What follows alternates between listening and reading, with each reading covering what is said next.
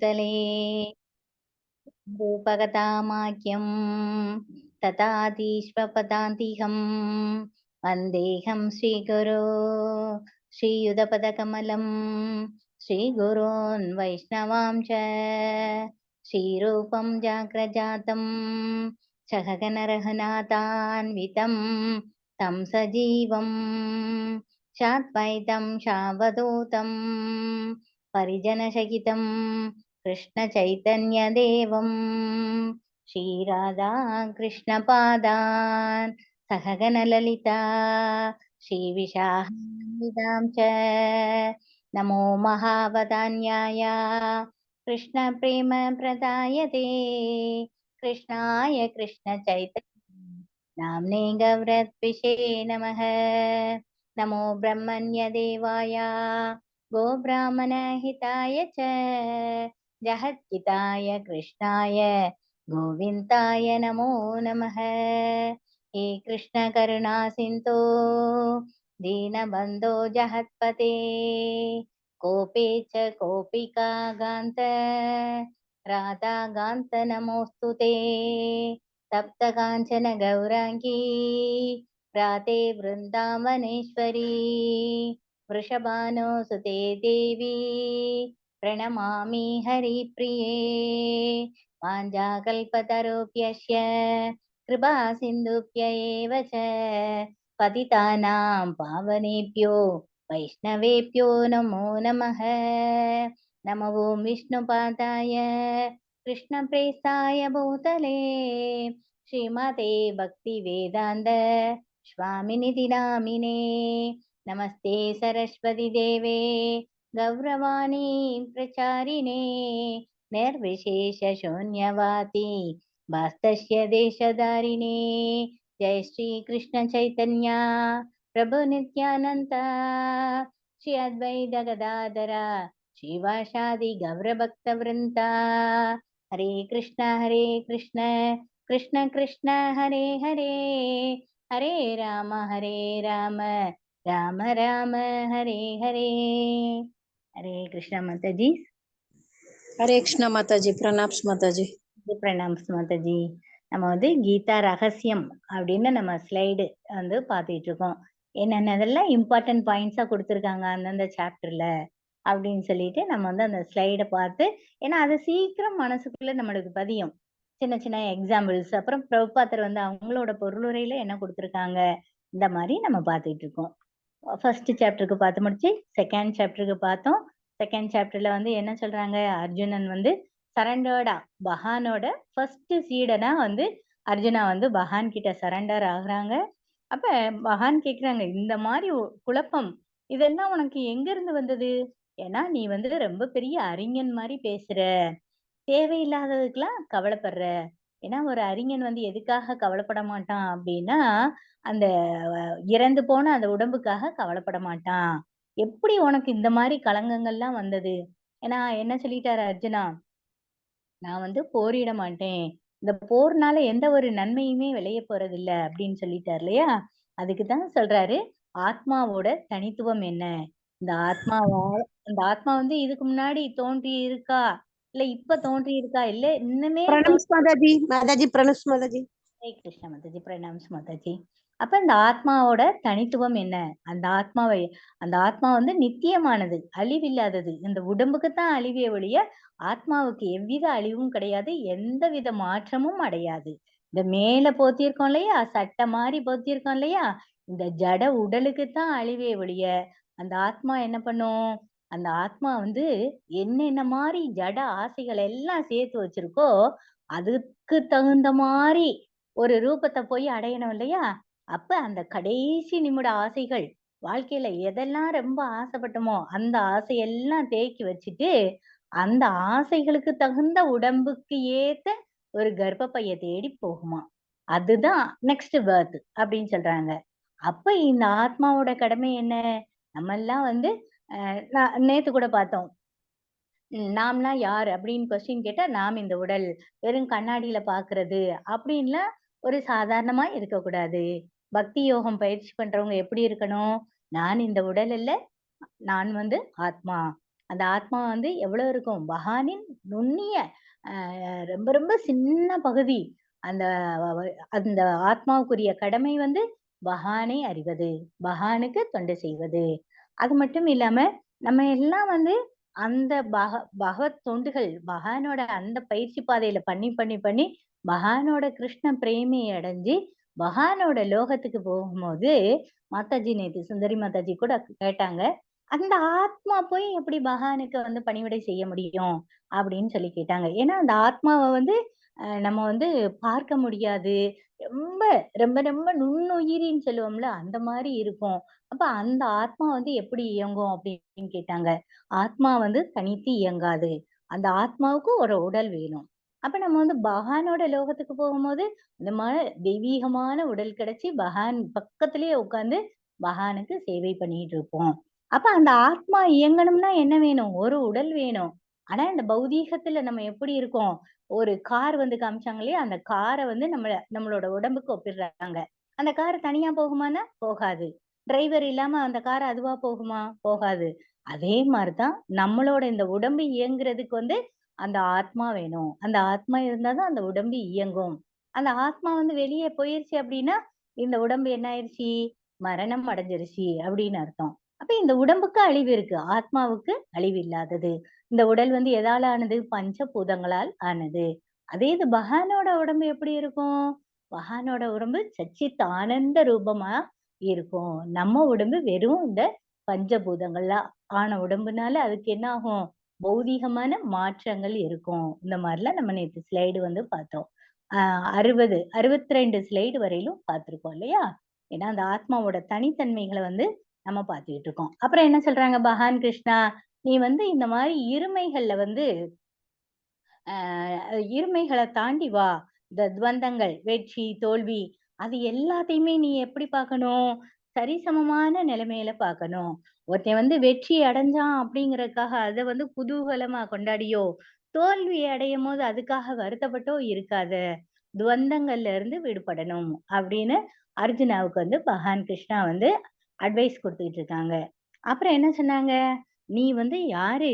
உன்னோட அப்பா யாரு? ஒரு ராஜா. அந்த ராஜாவோட கடமை என்ன? அந்த நாட்ட பராமரிக்கிறது, அந்த நாட்டு மக்களுக்கு எந்த ஒரு குற்றங்களும் நேராம மக்கள பாதுகாக்கிறது. அதுதான் சத்திரிய கடமை. அந்த மாரி விஷயங்கள வந்து நிறைவேத்துறதுக்கு இந்த ராஜதந்திரங்கள கூட நீங்க வந்து யூஸ் பண்ணலாம்." அப்படின்னு சொல்லி ஏன்னா சத்திரிய கடமை வந்து அந்த மக்களுக்கு எந்த ஒரு ஒரு கெட்டதும் நேர்ந்துராம, எந்த ஒரு துன்பங்களும் அடைஞ்சிராம அந்த மக்கள காப்பாத்துறது சத்திரிய கடமை. அந்த சத்திரிய கடமையை நிறைவேற்றுவதற்கு நம்ம வந்து ராஜதந்திரங்கள கூட பயன்படுத்தலாம். அதனால உன்னோட சத்திரிய கடமை என்ன? உன்னோட உன்னோட தாய்வழி, தாயாதி வந்த எல்லாரும் எப்படி இருப்பாங்க? சத்திரியனா இருப்பாங்க. இப்ப நீ போரிட மாட்டேன்னு சொன்னீன்னா, அந்த உன்னோட முன்னோர்களுக்கு பூரா இழுக்குதான் இல்லையா? அது மட்டும் இல்லாம, நீ வந்து அந்த போர்ல மாண்ட. ஏன்னா ஒண்ணு பாண்டவர்களும், கௌரவர்களும் சண்டை போடுறாங்க. பாண்டவர்கள் ஜெயிப்பாங்க, இல்லாட்டினா யார் ஜெயிப்பாங்க? அந்த கௌரவர்கள் ஜெயிப்பாங்க. சப்போஸ் நீங்க ஜெயிச்சீங்கன்னா என்ன பண்ணுவீங்க? இந்த ராஜ்யத்த பெறுவீங்க. தோத்து போயிட்டீங்கன்னா என்ன பண்ணுவீங்க? மேலுலகம் போயிருவீங்க. அப்படின்னு பகானந்த அர்ஜுனாவுக்கு வந்து சொல்றாங்க. அது மட்டும் இல்லாம இது 2ம் தவிர்த்து, உன்னோட கடமைய நீ செய்ய மாட்ட அப்படின்னு சொன்னா, அது வந்து ரொம்ப ரொம்ப இழுக்கு. அது மட்டும் இல்லாம, உன்னோட அந்த எதிரி படைகள் என்ன நெனைப்பாங்க? ரொம்ப வந்து உன்னை எள்ளி நகையாடுவாங்க. உன்னை எவ்வளவு தூரம் கேவலமா பேசுவாங்க. அப்படிலாம் சொல்லிட்டு பகவான் வந்து அர்ஜுனாவுக்கு வந்து அட்வைஸ் பண்றாங்க. பிரபு இருக்காரா? ஸ்லைடு ஷேர் பண்ணுவாரா? ஹரே கிருஷ்ணா. பிரபு லெஃப்ட் ஆயிருக்காரு. அப்ப என்ன பண்றாங்க அப்டின்னா, இந்த மாரி மகான் வந்து அவங்களோட அ அந்த ஆத்மாவோட இருப்ப வந்து நம்ம புரிஞ்சுக்கணும் அப்டின்னு சொல்லி நேத்து வரையில பார்த்தோம். அந்த ஆத்மா என்ன பண்ணுது? அந்த பழைய ட்ரெஸ்ஸு உபயோகம் இல்லாத ட்ரெஸ்ஸுல இருந்து புது ட்ரெஸ்ஸுக்கு போயிருது அப்டின்னு பார்த்தோம்.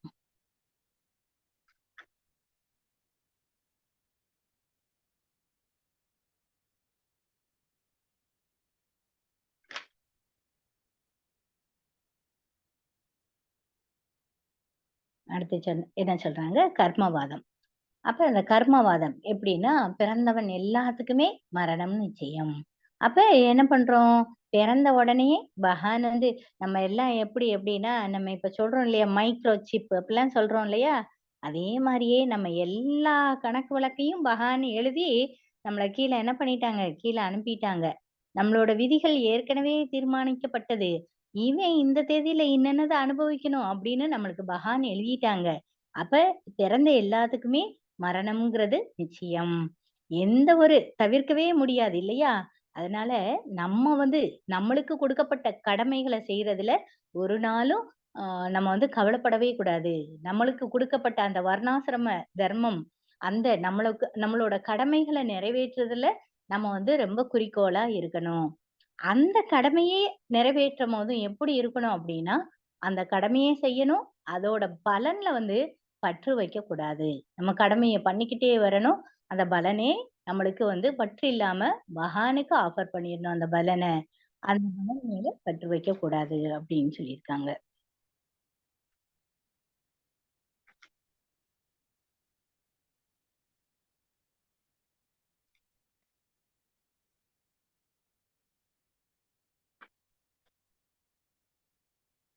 இப்படி பகவான் என்ன பண்றாங்க, ஆத்மாவோட அந்த நித்தியத்துவத்த பத்தி சொல்லிக்கிட்டே இருக்கிறாங்க.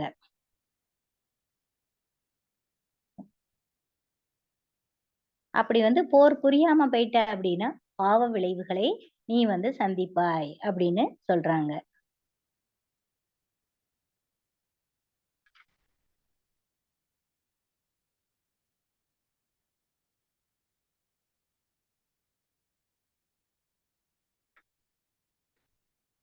இப்போ ஒரு செயல் பண்றோம். அதனால வந்து நம்மளோட கர்மா, நம்மளுக்கு விதிக்கப்பட்ட கர்மாவ செய்றோம்.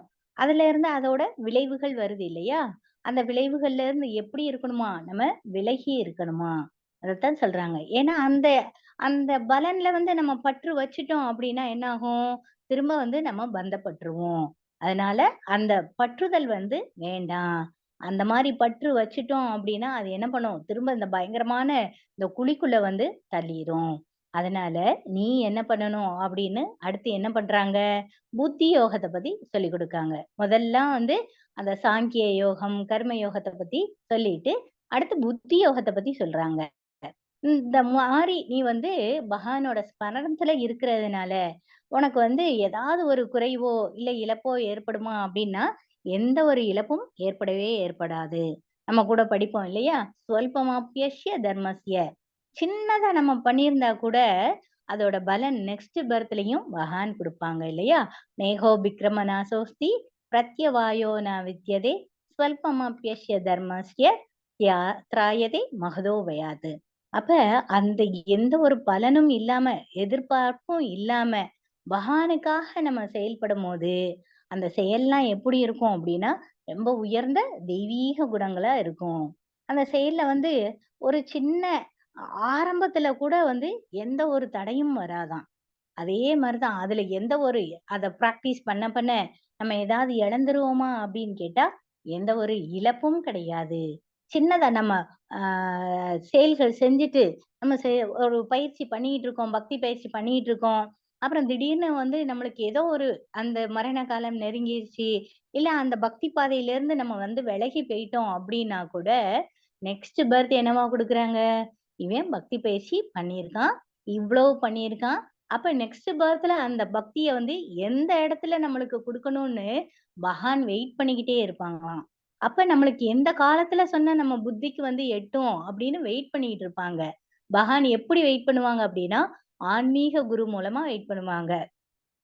இப்ப நம்மளே வந்து ஏதாவது தெரிஞ்சுக்கணும் அப்படின்னு தேடல்.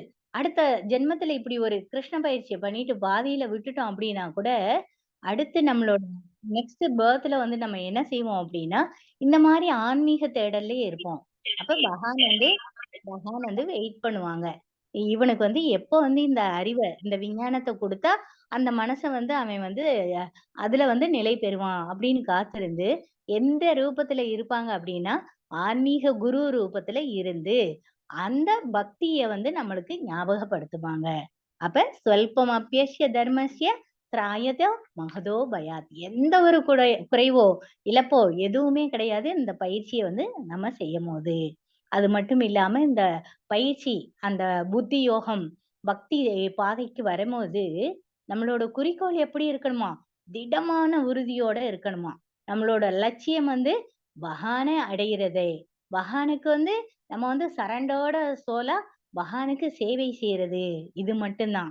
அதுக்கு நடுவுல எத்தனையோ தடங்கல்கள் வந்தா கூட நம்ம வந்து தடங்கல்கள்னா என்ன? பௌதீகமான விஷயங்கள் வந்து நம்மள வந்து புலன்கள வந்து அப்படியே வந்து தூண்டும். அப்ப நம்ம அதெல்லாம் உள்ள போயிராம, நம்ம வந்து திடமான மனதோட திரும்ப திரும்ப பயிற்சி செய்றவங்களா நம்ம வந்து பிராக்டிஸ் பண்ணணும். ஏன்னா, அந்த பிராக்டிஸ் வந்து எப்படி இருக்கும் அப்படின்னா, அ உயர்ந்த மங்களத்தை வந்து தரும் அப்படின்னு பகவத்கீதையில சொல்லியிருக்காங்க. அதே நேரம் இன்னும் சில பேர் எப்படி இருப்பாங்க அப்படின்னு சொல்லிருவாங்க. சில பேர் வேதங்கள்லாம் படிப்பாங்க. வேதங்கள்ல எல்லாம் நான் வந்து ஸ்காலர் அப்படின்னு சொல்லியிருப்பாங்க. அப்புறம் அந்த வேதத்துல இருக்கிறதுபடியே அப்படியே ஃபாலோ பண்ணுவாங்க. இன்னும் வந்து வேதங்கள்ல வந்து நம்ம படிப்போம். கர்மகாண்ட பகுதி அப்படின்னு நம்ம படிப்போம் இல்லையா? அந்த கர்மகாண்ட பகுதியிலாம் என்ன பண்ணுவாங்க? இந்தந்த யாகம் பண்ணுனா இன்னென்ன பதவிகள் கிடைக்கும். இன்ன யாகம் பண்ணா சொர்க்க லோகங்களுக்கு ஏற்றம் பெறலாம். இந்த மாரிலாம் குடுத்திருப்பாங்க. இந்த குறைஞ்ச புத்திக்காரவங்க. அதுதான் பிரபுபாத் வந்து அவங்களோட பர்பட்ல திரும்ப திரும்ப சொல்லுவாங்க. சிற்றறிவு படைச்சவங்க அப்படின்னு சொல்லுவாங்க.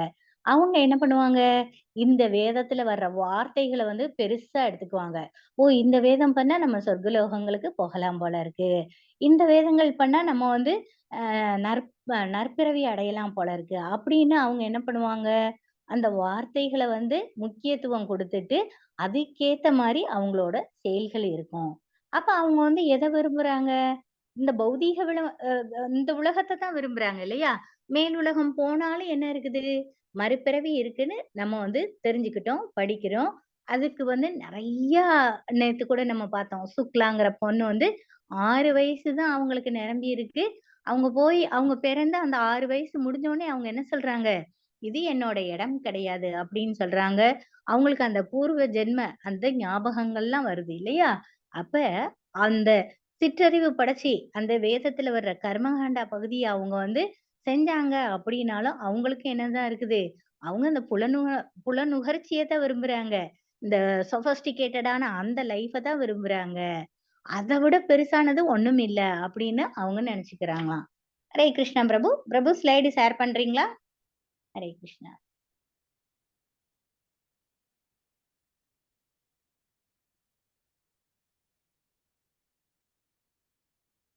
பிரபு இருக்காரா? ஸ்லைடு இருக்கு. ஹரே கிருஷ்ணா பிரபு. அப்புறம் இந்த புலனுகர்ச்சியிலயும், அந்த பௌதீகத்து மேலயும் பற்று இருக்கு அப்படின்னா, அவங்களுக்கு வந்து பகவானோட அந்த பக்தி பாதையில அவங்களோட மனம் வந்து நிலை பெறாது. அவங்க திரும்ப திரும்ப என்னதான் பண்ணுவாங்க? இந்த பௌதீகத்துல வந்து மயக்கம் உடையவங்களா மட்டும் தான் இருப்பாங்க. ஆனா, வேதங்கள்ல வந்து இந்த முக்குணத்த பத்தியெல்லாம் சொல்லியிருக்காங்க. அர்ஜுனா, நீ இப்ப என்ன பண்ணணும்? இந்த முக்குணத்துக்கு அப்பாற்பட்டவனா நீ ஆகணும். எல்லா துவந்தங்கள், வெற்றி, தோல்வி, இன்பம், துன்பம் இந்த மாரி இருமைகள்ல இருந்து நீ விடுபடணும். விடுபட்டா மட்டும் தான் நம்ம என்ன பண்ண முடியும்? தன்னிலை நம்மள நாம அறிய முடியும். நாம யாருங்கிறத புரிய முடியும் அப்படின்னு பகவான் சொல்றாங்க.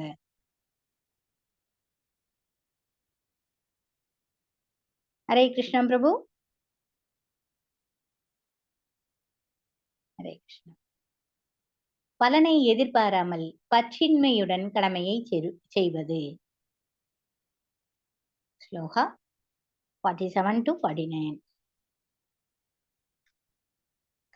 कर्मण्येवाधिकारस्ते मा फलेषु कदाचन मा कर्म फलहेतुर् பூர்மா தே சங்கோ அஸ்வ அகர்மணி. உனக்கு விதிக்கப்பட்ட கடமையை செய்ய மட்டும் உனக்கு அதிகாரம் உண்டு. ஆனால் செயல்களின் பலன்களில் உனக்கு அதிகாரம் இல்லை.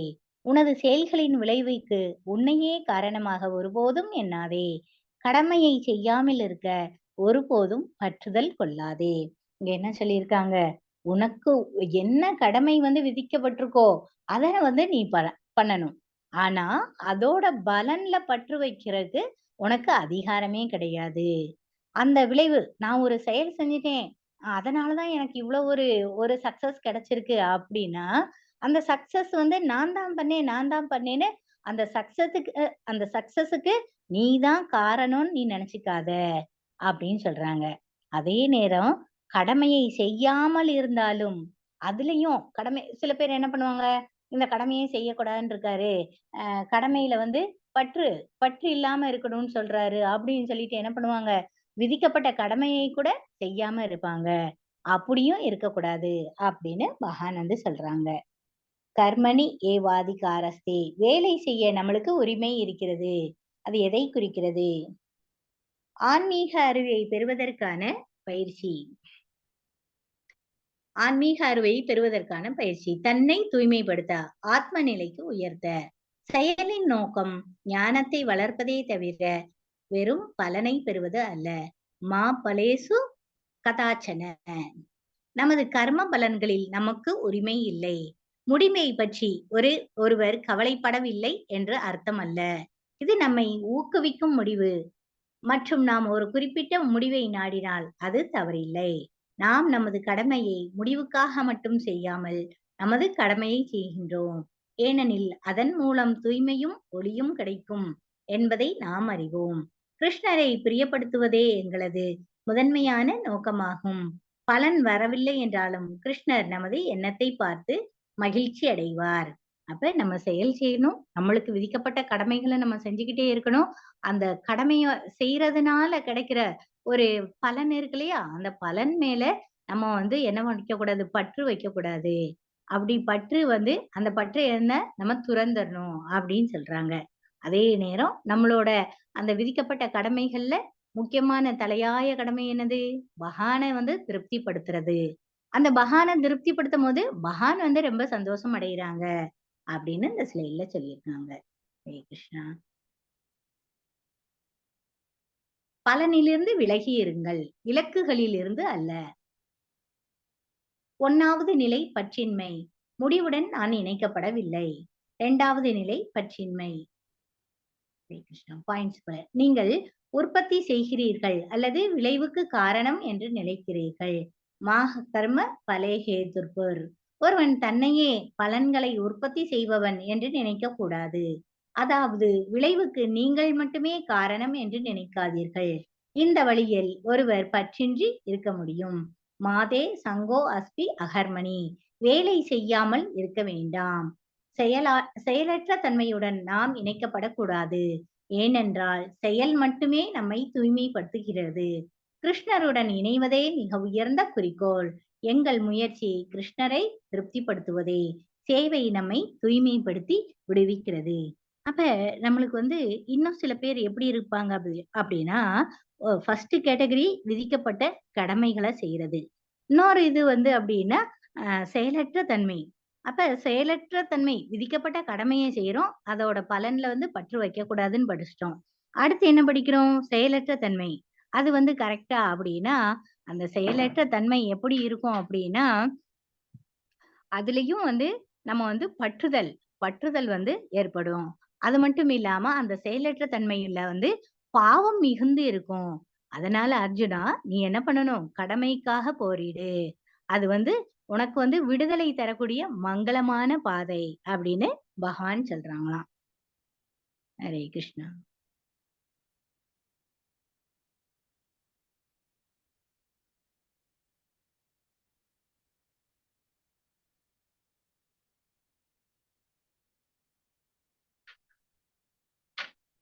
எப்படி இருக்கணும்? நம்மளோட செயல் வந்து சமத்துவமா, சமநிலையோட இருக்கணும். அடுத்தது சொல்றாங்க, யோகஸ்த குரு கர்மாணி சங்கம் தியக்த்வா தனஞ்சய சித்தையோ சித்தியோ சமய பூத்வா சமத்துவம் யோக உச்சேதே. அர்ஜுனா, வெற்றி தோல்வியில் பற்றுதல் கொள்ளாமல் உனது கடமையை சமநிலையுடன் செய்வாயாக. இது போன்ற சமத்துவமே யோகம் என்று அறியப்படுகிறது அப்படின்னு சொல்லிட்டாங்க பகவான். நீ வந்து என்ன பண்ணு? உனக்கு விதிக்கப்பட்ட கடமைய பண்ணு அப்படிங்கிறாங்க. ஏன்னா, நம்ம என்ன பண்றோம் அப்படின்னா, நம்மளுக்கு யோகம்னா என்னது? இந்த தொந்தரவு குடுக்குற புலன்கள பூரா கட்டுப்படுத்தி, பகவான் மேல நிலைநிறுத்தி, பகவானை திருப்திப்படுத்துற செயல்களை செய்யறதுதான் யோகம். அது யாருக்கு மட்டும்தான் கிடைக்கும்? இந்த கிருஷ்ண பயிற்சியில மட்டும்தான் கிடைக்கும். ஏன்னா அதுலதான் என்ன பண்ண முடியும்? நான் உரிமையாளே, நான் இந்த வேலையை செய்யறேன், இது எனக்கு தான் சொந்தம் அப்படிங்கிற அந்த எண்ணங்களை பூரா அந்த கிருஷ்ண பயிற்சி மூலம் தான் நம்மளால விட முடியும். அதனால ஒருத்தன் என்ன பண்ணணும்? அந்த கிருஷ்ண உணர்வு பயிற்சி எடுக்கணும். கிருஷ்ணருக்கு தொண்டனுக்கு தொண்டனாக ஆகணும் அப்படின்னு சொல்லிட்டு இதுலதான் கொடுத்திருப்பாங்க. ஏன்னா வர்ணாசிரம தர்மத்தோட முழு நோக்கமே என்னது? பகவான் விஷ்ணுவை திருப்திப்படுத்துவதே. அப்ப பகவானை திருப்திப்படுத்துறதுல மட்டும்தான் நம்ம ஈடுபடணும். இதைத்தான் சொல்லியிருக்காங்க. யோகா என்பதன் வரையறை பொருளுரையில் கொடுக்கப்பட்டுள்ளபடி தொந்தரவு செய்யக்கூடிய புலன்களை கட்டுப்படுத்துவதன் மூலம் மனதை பகவானிடம் ஒருமுகப்படுத்த முடியும். அப்ப புலன்களை என்ன பண்ணணும்? என்கேஜ் பண்ணிக்கிட்டே இருக்கணும். என்ன என்கேஜ் போகணும்? பகவானை திருப்திப்படுத்துற அந்த வழிகள்ல நம்ம புலன்களை என்கேஜ் பண்ணிக்கிட்டே இருக்கணும். காதுக்கு பகவானோட கதைகளை கேட்கறது, கண்கள் பகவானை தரிசனம் பண்றது, கைகள் பகவானுக்கு பிரசாதம் பண்றது, பகவானுக்கு மாலை திறக்கிறது, இந்த மாதிரி புலன்களை நம்ம என்கேஜ் பண்ணிக்கிட்டே இருக்கணும். அப்படி இல்லைன்னா அந்த அந்த சும்மா இருக்கிற அந்த மனம் என்ன பண்ணும்? அப்படியே எங்கேயாவது அலைய ஆரம்பிக்கும். அப்ப அது நம்மளுக்கு நல்ல வழியில அது நம்மள வழி நடத்தாது. அதுக்குத்தான் சொல்றாங்க, முழுக்க முழுக்க பகவானோட ஸ்மரணையில இருங்க அப்படின்னு சொல்றாங்க. ஹரே கிருஷ்ணா. அவரது வாழ்வில் இறைவனுடன் கையாடும். இப்ப யார் மாதிரி இருக்கணும்? ஹனுமான் மாதிரி இருக்கணும். அதுக்கு அந்த புலன்களை கட்டுப்படுத்தி பகவானோட ஸ்மரணையில இருக்கிறதுக்கு யார எடுத்துக்காட்டா கொடுத்திருக்காங்க அப்படின்னா, ஹனுமானோட வாழ்க்கையை எடுத்துக்காட்டா கொடுத்திருக்காங்க. தெய்வீக தாய் அன்பின் உறையிடத்தை கையாள்வது, வணக்கத்துடன் கூடிய பிரார்த்தனைகளுடன் சூரியன், இந்திரன், வாயு போன்ற மேல் அதிகாரிகளுடன் கையாளுவது. அவ எங்கேயாவது அவரு நான் இவ்வளவு பவர்ஃபுல் பெர்சன் அப்படின்னு நினைச்சிருக்காரா அப்படின்னா, ஆஹ் ஹனுமான் எந்த இடத்துலயும் அவரோட பவரை பத்தியோ, அவர் செய்யற செயல்களை பத்தியோ அவர் பெருமிதப்பட்டதோ, கர்வப்பட்டதோ கிடையாது. அப்ப அந்த மாதிரிதான் இருக்கணும் அப்படின்னு நம்மளுக்கு ஏன்னா அவர் வாழ்க்கையில பூரா பகவான் தான் நிறைஞ்சு இருப்பாங்க. பகவான் ராம பகவான் நிறைஞ்சு இருப்பாங்க இல்லையா? அதனால அவரை நம்மளுக்கு உதாரணமா கொடுத்து ஒருத்தனோ அவனோட புத்தி யோகம் எப்படி இருக்கணும், பகவான் அவன் பகவானுக்கு எந்த அளவுக்கு என்கேஜ் ஆகி இருக்கணும் அப்படின்னு கொடுக்குறாங்க.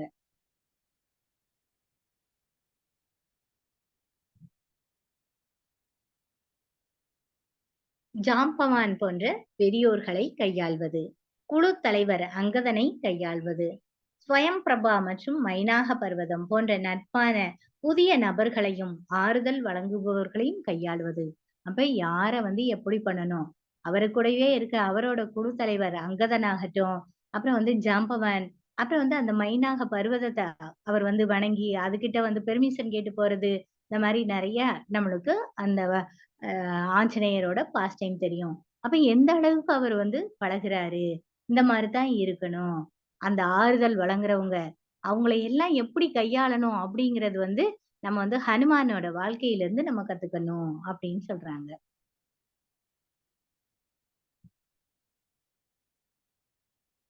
பெருமை இல்லாத வீரம், சாமர்த்தியத்துடன் கூடிய புத்தி. அப்ப அவர் வீரத்துல அவர் என்னைக்குமே பெருமை வச்சதே கிடையாது. அப்புறம் எப்படி சீதா மாதாவை எப்படி அவரு மீட் பண்ணுவாரு இல்லையா? அந்த ராமாயண கதையில நம்ம பார்ப்போம் இல்லையா? அந்த அளவுக்கு சாமர்த்தியத்தோட நம்ம பக்தி பண்ணணும் அப்படின்னு சொல்லியிருக்காங்க. எடுத்துக்காட்டா நம்ம ஹனுமானோட வாழ்க்கையை எடுத்துக்கிட்டு அவர் எப்படி அந்த புத்திய தன்னோட பிரபு ராம பிரபு மேல அவர் ஸ்மரணம் வச்சிருந்தாரு. அதுக்கேத்த மாதிரி இருக்கணும் அந்த பக்தி அப்படிங்கிறாங்க.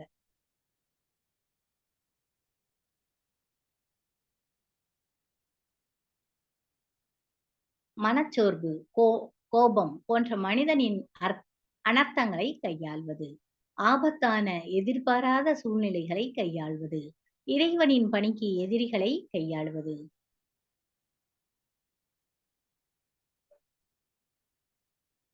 எல்லா மோசமான செயல்களையும் நிராகரிக்கவும். அடுத்து என்ன சொல்லிட்டாங்க? மோசமான சூழ்நிலைகளை நிராகரிக்கணும் அப்படின்ட்டாங்க.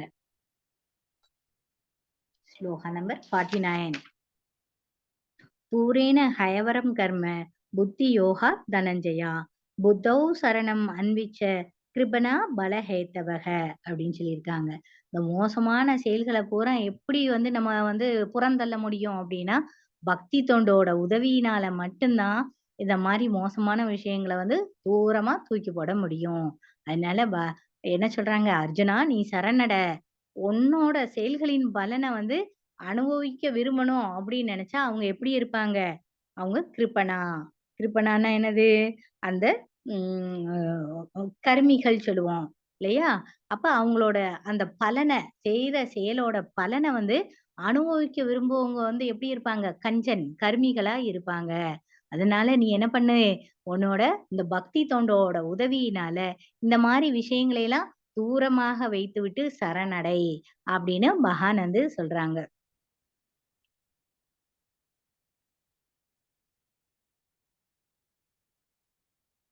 எதிர்வினைகள் இல்லை. புக்தியுக்தா ஜஹாதீக உபே சுக்ருத துஷ்கிருதே தஸ்மாத் யோகாய யுஜஸ்வ யோக கர்மசு கௌசலம். பக்தி தொண்டில் ஈடுபட்டுள்ளவன் இந்த வாழ்விலேயே நல்ல தீய செயல்களின் விளைவுகளிலிருந்து தப்புகின்றான்.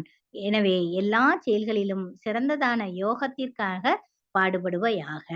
அப்ப நம்ம இந்த உடம்பு எடுத்தோம், மனித உடல் கிடைச்சிருச்சு. நேத்து கூட ஒரு பாயிண்ட் பார்த்தோம். ஒரு பிராமணன் அதாவது பிராமணன்னா நம்ம எப்படி வேதங்கள்ல பரிந்துரைக்கப்பட்டிருக்கோ அந்த மாதிரி பிராமணன். அவன் மனித உடல் கிடைத்த உடனே அவன் ரொம்ப பர்ஃபெக்ட்டா நம்மளுக்கு இந்த மனித உடல் கிடைச்சிருச்சு. இது இந்த விடுதலைக்காக நம்ம அதை யூஸ் பண்ணிக்கணும் அப்படின்னு யூஸ் பண்ணுவானா. அதே மாதிரி பக்தி தொண்டுல ஈடுபட்டுட்டோம் அப்படின்னா நம்மளோட நல்ல செயல்கள், தீய செயல்கள், அதுல இருந்து வர்ற விளைவுகள் இதுல எல்லாம் இருந்து நம்மளால தப்ப முடியும். அதனால எல்லாத்துக்கும் சிறந்ததான அந்த யோக பயிற்சிக்காக நீ பாடுபடு அப்படின்னு பகவான் சொல்லியிருக்காங்க.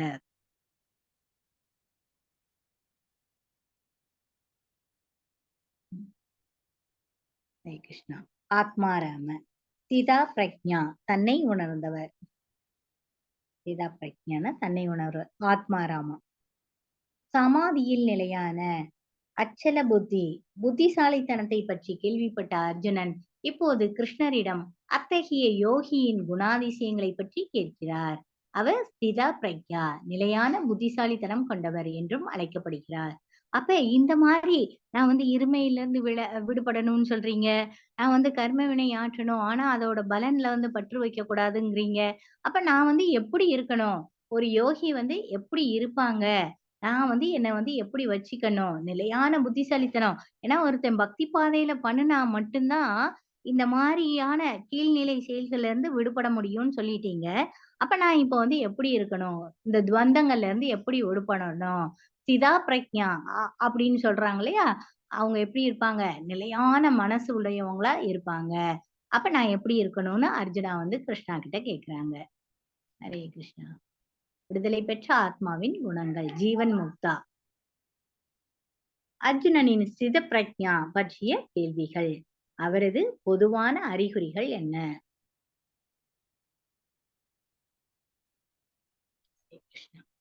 பொதுவான அறிகுறிகள் என்னன்னு சொல்லி இருக்காங்க.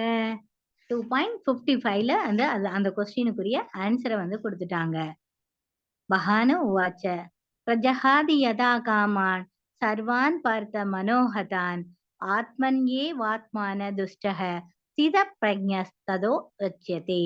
அவங்க எப்படி இருப்பாங்க அப்படின்னா, அவங்களோட மன கற்பனையினால வர்ற புல நுகர்ச்சிக்காக எல்லா ஆசைகளையும் துறந்து அப்ப தூய்மையான மனசோட அவங்க எப்படி இருப்பாங்க, தன்னில் திருப்தி அடைகின்றானோ அப்போது அவன் தெய்வீக உணர்வில் நிலை பெற்றவனாக அறியப்படுகின்றான். இது யார சொல்லுவாங்க அப்படின்னா, பெரிய முனிவர்கள் கிருஷ்ண உணர்வுல இருப்பாங்க இல்லையா, அவங்க எப்படி இருப்பாங்க, அவங்களுக்கு எல்லா நற்குணங்களும் இருக்கும். அப்புறம் பகவானோட ஸ்மரணையிலேயே இருப்பாங்க. அவங்க சொந்தமான மன கற்பனைகள்ல சார்ந்து இருக்கிறது, சார்ந்து இல்லாம அவங்க எப்படி இருப்பாங்கன்னா நற்குணங்கள்ல மட்டும்தான் இருப்பாங்க அப்படின்னு சொல்றாங்க. ஏன்னா அந்த மனசுனால வர்ற அந்த புலனுணர்வு ஆசைகளை பூரா அடக்குனவங்களா இருப்பாங்க. அவங்கதான் யாரு, தன்னிலை அடைந்த ஆத்மாக்கள். ஏன்னா அந்த புலனிச்சையை செயற்கையா வந்து நம்ம திறக்க முடியாது. நம்ம திரும்ப திரும்ப இந்த பாயிண்ட்ட தான் பார்ப்போம். நம்ம வந்து பக்தி பயிற்சி பண்ணிட்டு இருக்கோம். அதனால வெளிய போமாட்டோம்.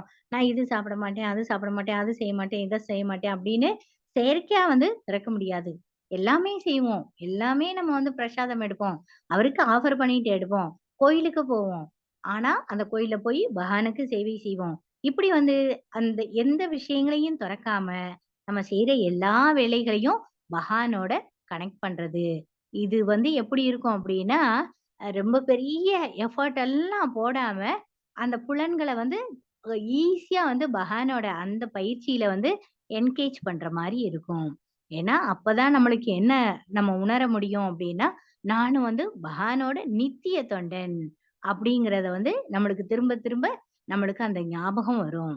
அப்ப அந்த சின்ன சின்ன விஷயங்கள்ல இருக்கிற அந்த பற்றெல்லாம் துறந்து, எப்படி வந்து இயல்பா ஒருத்தன் வந்து ஒரு கிருஷ்ண பயிற்சி பண்ணிக்கிட்டு இருக்கான், தன்னிலே அடைஞ்சுட்டான் அப்படின்னா, அவன் இயல்பாவே எப்படி இருப்பான் அப்படின்னா, ரொம்ப ரொம்ப சந்தோஷமா இருப்பானாம்.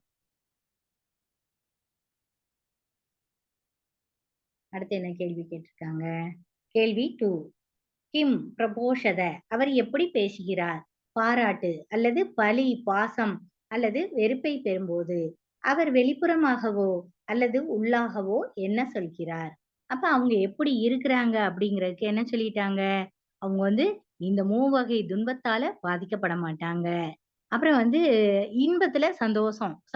நான் வந்து இவ்ளோ பெரிய வெற்றி அடைஞ்சுட்டேன் அப்டின்னா, அந்த வெற்றிய வந்து கொண்டாட மாட்டாங்க.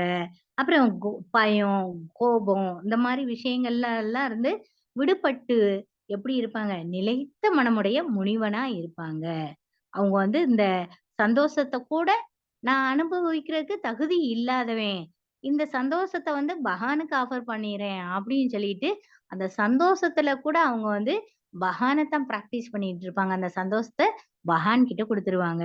அதே நேரம் அவங்களுக்கு ஒரு வந்து தோல்வி வந்தாலும் என்ன எடுத்துக்குவாங்க அப்படின்னா, இது பகவான் குடுத்த கருணை எனக்கு அப்படின்னு சொல்லி ஏத்துக்குவாங்க.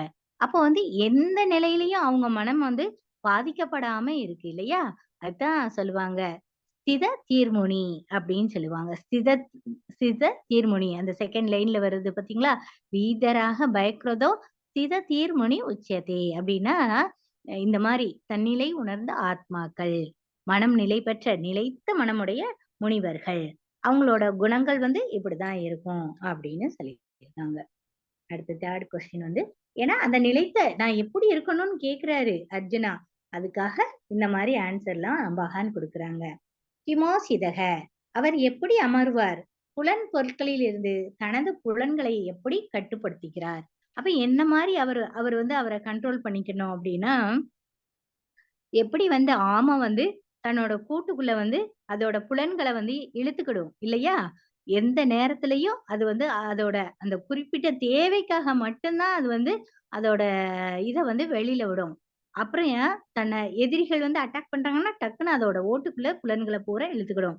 அதே மாரி தான் ஒரு பக்தன் என்ன பண்ணுவான் அப்டின்னா, அ புலன்கள கட்டுப்படுத்தணும் அப்டின்னா, டக்குனு அவன் என்ன பண்ணுவான், அப்படியே அவன் வந்து புலன்கள கட்டுப்படுத்துவான். அது யாரால முடியும்? இந்த மாரி பயிற்சி பண்ணவங்களால, அந்த பக்தி பயிற்சி பண்ணவங்களால மட்டும் தான் அந்த செயல வந்து செய்ய முடியும். தனது எண்ணத்திற்கு ஏற்ப புலன்களை கட்டுப்படுத்த முடியும். அந்த பக்தனால மட்டும் தான் பண்ண முடியும். ஏன்னா, அந்த புலன்கள் எப்படி இருக்கும் அப்டின்னா, விஷ பாம்புக்கு சமமா இருக்கும். அது வந்து எந்த ஒரு கட்டுப்பாடும் இல்லாம அது என்ன பண்ணும்? அது பாட்டுல அது அந்த புலன்கள் வந்து அதோட இச்சைப்படி ஓட ஆரம்பிக்கும். அப்ப அத என்ன பண்ணணும்? அத வந்து கட்டுப்படுத்தணும். எப்படி கட்டுப்படுத்தணும்? ஆமை எப்படி உள்ள இழுத்துக்கிடுமோ, அது மாரி நம்ம வந்து கட்டுப்படுத்தணும் அப்படின்னு சொல்றாங்க. பிரஜதே கிம் அவர் எப்படி நடக்கிறார்? அப்படின்னா 64ல இருந்து 71 வரையிலும் குடுத்துட்டாங்க. அப்ப அவரோட செயல்கள் வந்து எப்படி இருக்கும்? இந்த மாரி புலன்கள கட்டுப்படுத்தினவரா இருக்காரே, அவரு வந்து எப்படி இருப்பாரு? அப்படிங்கிறதுக்கு குடுத்துட்டாங்க.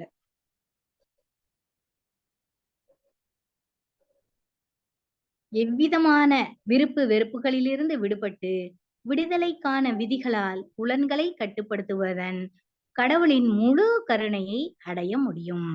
ஒருத்தன் வந்து செயற்கையா பலவந்தமா கட்டுப்படுத்துனா, அது வந்து என்னைக்குனாலும் அது என்ன ஆகும்? அப்படியே வெடிச்சிரும் இல்லையா? அப்ப நம்மளோட அந்த புலன் கட்டுப்பாடு எப்படி இருக்கணும்னா, இயற்கையா இருக்கணும். இயற்கையா எப்படி வரணும் அப்படின்னா, நம்ம இந்த எல்லா அந்த வேதங்கள் பகவத்கீதா, பாகவதம் இதெல்லாம் படிக்க, படிக்க, படிக்க நம்ம அந்த புலன்கள அதுக்கு பயிற்சி பண்ண, பண்ண என்ன ஆகும்? இதுதான் திவ்யமான விஷயம். இதுதான் தர்மம் அப்படின்னு நம்மளுக்கு உணர நம்ம என்ன பண்ணுவோம் அப்படின்னா, அந்த புலன்கள கட்டுப்படுத்த ஆரம்பிப்போம். ஏன்னா, இந்த புலன்கள் யார மட்டும் தான் திருப்திப்படுத்தணும்? பகவான் ரிஷிகேஷரை மட்டும் தான் திருப்திப்படுத்தணும். அப்படின்னு சொல்லிட்டு, ஆட்டோமேட்டிக்கா நம்மளோட ஆசைகளை எல்லாம் கொஞ்சம் கொஞ்சமா அடக்க ஆரம்பிப்போம். நான் இது சாப்பிடக்கூடாது. நான் வெளியில சாப்பிடக்கூடாது. இப்படி சின்ன சின்னதா நம்ம என்ன பண்ண ஆரம்பிப்போம்? கொஞ்சம் கொஞ்சமா நம்ம கண்ட்ரோல் போட ஆரம்பிப்போம் இல்லையா? நம்ம மனசுக்கு தெரியும். இது செய்யணும், இது செய்யக்கூடாது. காலையிலனா இப்படி இருக்கணும், மத்தியானம்னா இப்படி இருக்கணும். நம்மளுக்கே ஃபுல் டைம் டேபிள் குடுத்து நம்மள என்கேஜ் பண்ணியிருக்காங்க. நம்மளுக்கே தெரியும். ஏதாவது தப்பு பண்ணா நம்ம மனசே என்ன பண்ணும்? நம்மள "ஓ! இன்னைக்கு நான் இது பண்ணல" அப்படின்னு நம்ம மனசு குத்தும். அந்த அளவுக்கு நம்ம பயிற்சி எடுத்துக்கிட்டு இருக்கோம். அப்ப யாரால தான் இந்த புலனுணர்ச்சிய எல்லாம் கட்டுப்படுத்த முடியும்? ஒரு பக்தனால மட்டும் தான் இந்த மாரி இயற்கையா கட்டுப்படுத்தணும். இயற்கையான நான் இத தொறந்துட்டேன். நான் இத செய்ய மாட்டேன், அத செய்ய மாட்டேன், அத சாப்பிட மாட்டேன், இத சாப்பிட மாட்டேன். அப்படி கிடையாது. எல்லாத்தையும் செய்றோம். எல்லாமே பகவான சென்டரா வச்சு செய்றோம். அப்படிங்கும்போது ஆட்டோமேட்டிக்கா நம்மளுக்கு என்ன ஆயிருது? ஒரு செல்ஃப் சாட்டிஸ்ஃபேக்ஷன் ஆயிருது. ரொம்ப சந்தோஷப்படுறோம். இப்ப நம்ம என்ன பகவான திருப்திப்படுத்துறோம். இன்னைக்கு ஒரு நல்ல ஒரு ஆஃபரிங் வைக்கணும்னா, அன்னைக்கு எவ்வளவு சந்தோஷமா இருக்கும் இல்லையா? அந்த மாரி இந்த மனச கட்டுப்படுத்த தெரிஞ்சவன். கிருஷ்ண பயிற்சியில இருக்கிறவங்க, இயற்கையாவே சந்தோஷமா இருப்பாங்க. அப்படின்னு சொல்றாங்க. அப்படி சந்தோஷமா பகவானோட முழு மனதோட செயல்படுறவன் எப்படி இருப்பான்? பகவானோட கருணையை பெறுவான் அப்படின்னு சொல்றாங்க. தன்னை உணர்ந்த நபரின்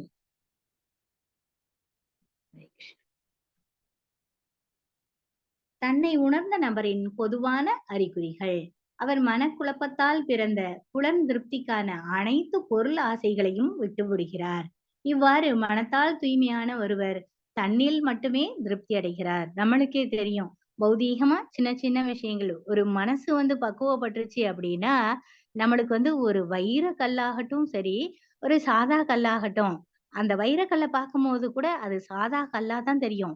இது 2யும் சமமா பார்க்கிற அந்த அறிவு நம்மளுக்கு கிடைச்சிரும். ஏன்னா, இது ஏதாவது நம்ம கூட வரப்போதா? நம்ம பகவானோட லோகத்துக்கு போகும்போது என்னதான் வேணும்? பகவான் கிட்ட எவ்வளவு அன்பு பண்ணியிருக்கோம். எவ்வளவு பக்தி பண்ணியிருக்கோம். பகவான் மேல எவ்வளவு ஸ்மரணையோட இருந்தோம். இந்த ஒரு செயல மட்டும் தான் நம்ம எடுத்துட்டு போறோம். அப்ப மித்த எந்த பொருளும் நம்ம கூட வரப்போறதில்ல.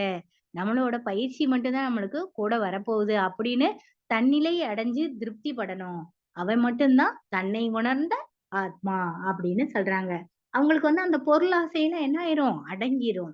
இவ்வாறு மனத்தால் தூய்மையான ஒருவர் தன்னில் மட்டுமே திருப்தி அடைகிறார். அப்ப அவருக்கு தெரியும். நம்ம கூட படிப்போம். யானிஷா சர்வ பூதானாம் படிப்போம் இல்லையா? அவரு எப்படி இருப்பாரு? இந்த பொதுவான பௌதீக ஆசைகள் எல்லாம் விட்டுட்டு, அவர் எந்நேரமும் பகவானோட அந்த ஸ்மரணத்துல பிராக்டிஸ் பண்ணிக்கிட்டே இருப்பாங்க. அவங்களால மட்டும் தான் இந்த மாரி ஒரு துவந்தங்கள்ல இருந்து விடுபட்டு, பகவானுக்கு அந்த புலன் உணர்ச்சிகள் எல்லாம் அடக்கி, பகவானோட பக்தி சேவையில ஈடுபட முடியும். அவங்க எப்பயுமே இந்த துவந்தங்கள்ல இருந்து விலகியும் இருப்பாங்க. தன்னை உணர்ந்தவங்களா இருப்பாங்க அப்படின்னு சொல்லியிருக்காங்க.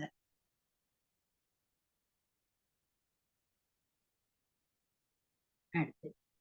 தன்னிறைவு பெறுவதற்கு ஒருவர் பகவான் நம் மீது கொண்டுள்ள அன்பையும் அவருடனான தனது உறவையும் அறிந்திருக்க வேண்டும். குறிப்பாக அவரது பகவானின் பக்தர்களுக்கு நன்மை செய்யும் அவரது திவ்யமான குணங்கள், நமது செயல்களை கிருஷ்ணருடன் இணைப்பதால் ஆன நன்மைகள் மற்றும் நமது செயல்களின் பலன்களை கிருஷ்ணருக்கு சமர்ப்பிப்பது, அவரது பக்தர்களுக்கு அவரது சிறப்பு அனுகூலம், அவரது பக்தர்கள் மீது அவரது கருணை பார்வை. பகவான் கிருஷ்ணர் தனது பக்தர்களின் வாழ்க்கையில் தனிப்பட்ட அக்கறை காட்டுகிறார். அப்ப நம்ம இந்த மாரி பிராக்டிஸ் எடுக்க ஆரம்பிச்சிட்டோம் அப்படின்னா, பகவான் என்ன பண்றாங்க? அவங்களோட கருணைய அவங்க குடுக்க ஆரம்பிச்சுட்டாங்க. பகவானோட கருணை அப்படின்னு நம்ம நெறைய இடத்துல பார்த்திருக்கோம். பகவானோட கருணைன்னா என்னது? நம்ம பயிற்சி செய்ய ஆரம்பிச்சிட்டோம் அப்படின்னா, இந்த மகா மாயால இருந்து நம்ம எங்க போவோம்? யோக மாயா. பகவானோட யோக மாயா.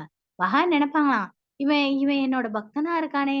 என்ன ஸ்மரணம் பண்றானே! அப்ப இவன வந்து மாயையிலிருந்து நம்ம கொஞ்சம் கொஞ்சம் நம்மள காப்பாத்தணும் அவன அப்படின்னு பகவான் வந்து நம்மளுக்கு ஹெல்ப் பண்ணுவாங்க. நம்மளுக்கே வந்து ஒரு சாதனால வந்து நம்ம வந்து நம்ம இன்னைக்கு வந்து பண்ண முடியல இந்த சாதனாவ அப்படின்னா, டக்குனு பகவானே இன்னைக்கு நான் பண்ண முடியலையே எனக்கு ஹெல்ப் பண்ணுங்க அப்படின்னு பகவான் கிட்ட வேண்டுனா, பகவானே வந்து சாட்சாத் டைரக்ட்டா வந்து நம்மளுக்கு ஹெல்ப் பண்ணாங்க. நம்மளும் நெறைய பாஸ்ட் டைம்லாம் இதுக்கு பார்த்திருக்கோம் இல்லையா? நமது செயல்கள் அனைத்தையும் பகவானின் சேவையுடன் இணைப்பதன் நன்மைகள். தூய பக்தி மற்றும் நிஷ்காம கர்ம யோகத்தின் இடையே உள்ள முக்கிய வேறுபாடு என்னவென்றால், தூய பக்தியில் ஒருவரின் செயல்கள் அவரது பக்தியால் தொடங்கப்படுகின்றன. நிஷ்காம கர்ம யோகத்தில் ஒருவரின் செயல்கள் பொதுவாக ஒருவித பற்றுதலால் தொடங்கப்படுகின்றன. பின்னர் கிருஷ்ணருக்கு செயல்களின் பலன்களை வழங்குவதன் மூலம் தூய்மைப்படுத்தப்படுகிறது.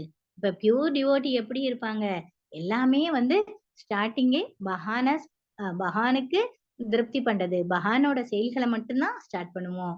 அதே நேரம் நிஷ்காம கர்ம யோகான்னா, அந்த பலன்கள நம்ம செஞ்ச கர்ம அந்த விளைவுகள், அத மட்டும் பகவானுக்கு ஆஃபர் பண்றது.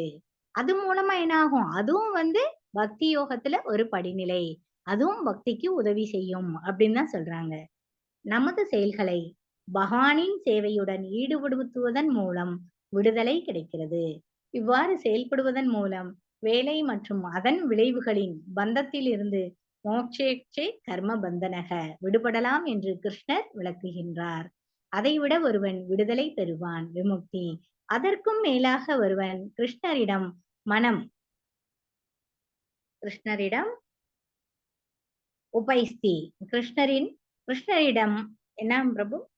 ஹரே கிருஷ்ணா. கீழ இருக்கிறது பிரபு. இதுக்கு நம்மளுக்கே நெறைய வந்து எப்படி வந்து பிரஹ்லாத் மகாராஜாவுக்கு ஹெல்ப் பண்ணாங்க. ஏன்னா பக்தர்கள காப்பாத்துறதுக்கு பகவான் வந்துருவாங்க இல்லையா? நம்ம வந்து பக்தர்கள மொத ச பாயிண்டே வந்து பக்தர்கள காப்பாத்துறது.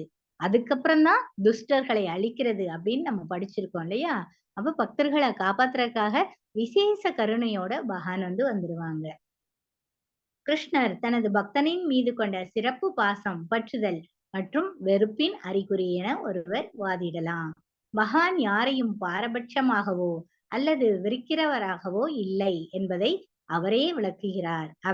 அவர் ஒரு நபர் என்பதால் அவர் தம்மிடம் சாதகமாக செயல்படுபவர்களுடன் இயல்பாகவே பரஸ்பர உறவு கொள்கிறார். மலையின் ஒப்புமை இந்த விஷயத்தில் உதவியாக உள்ளது.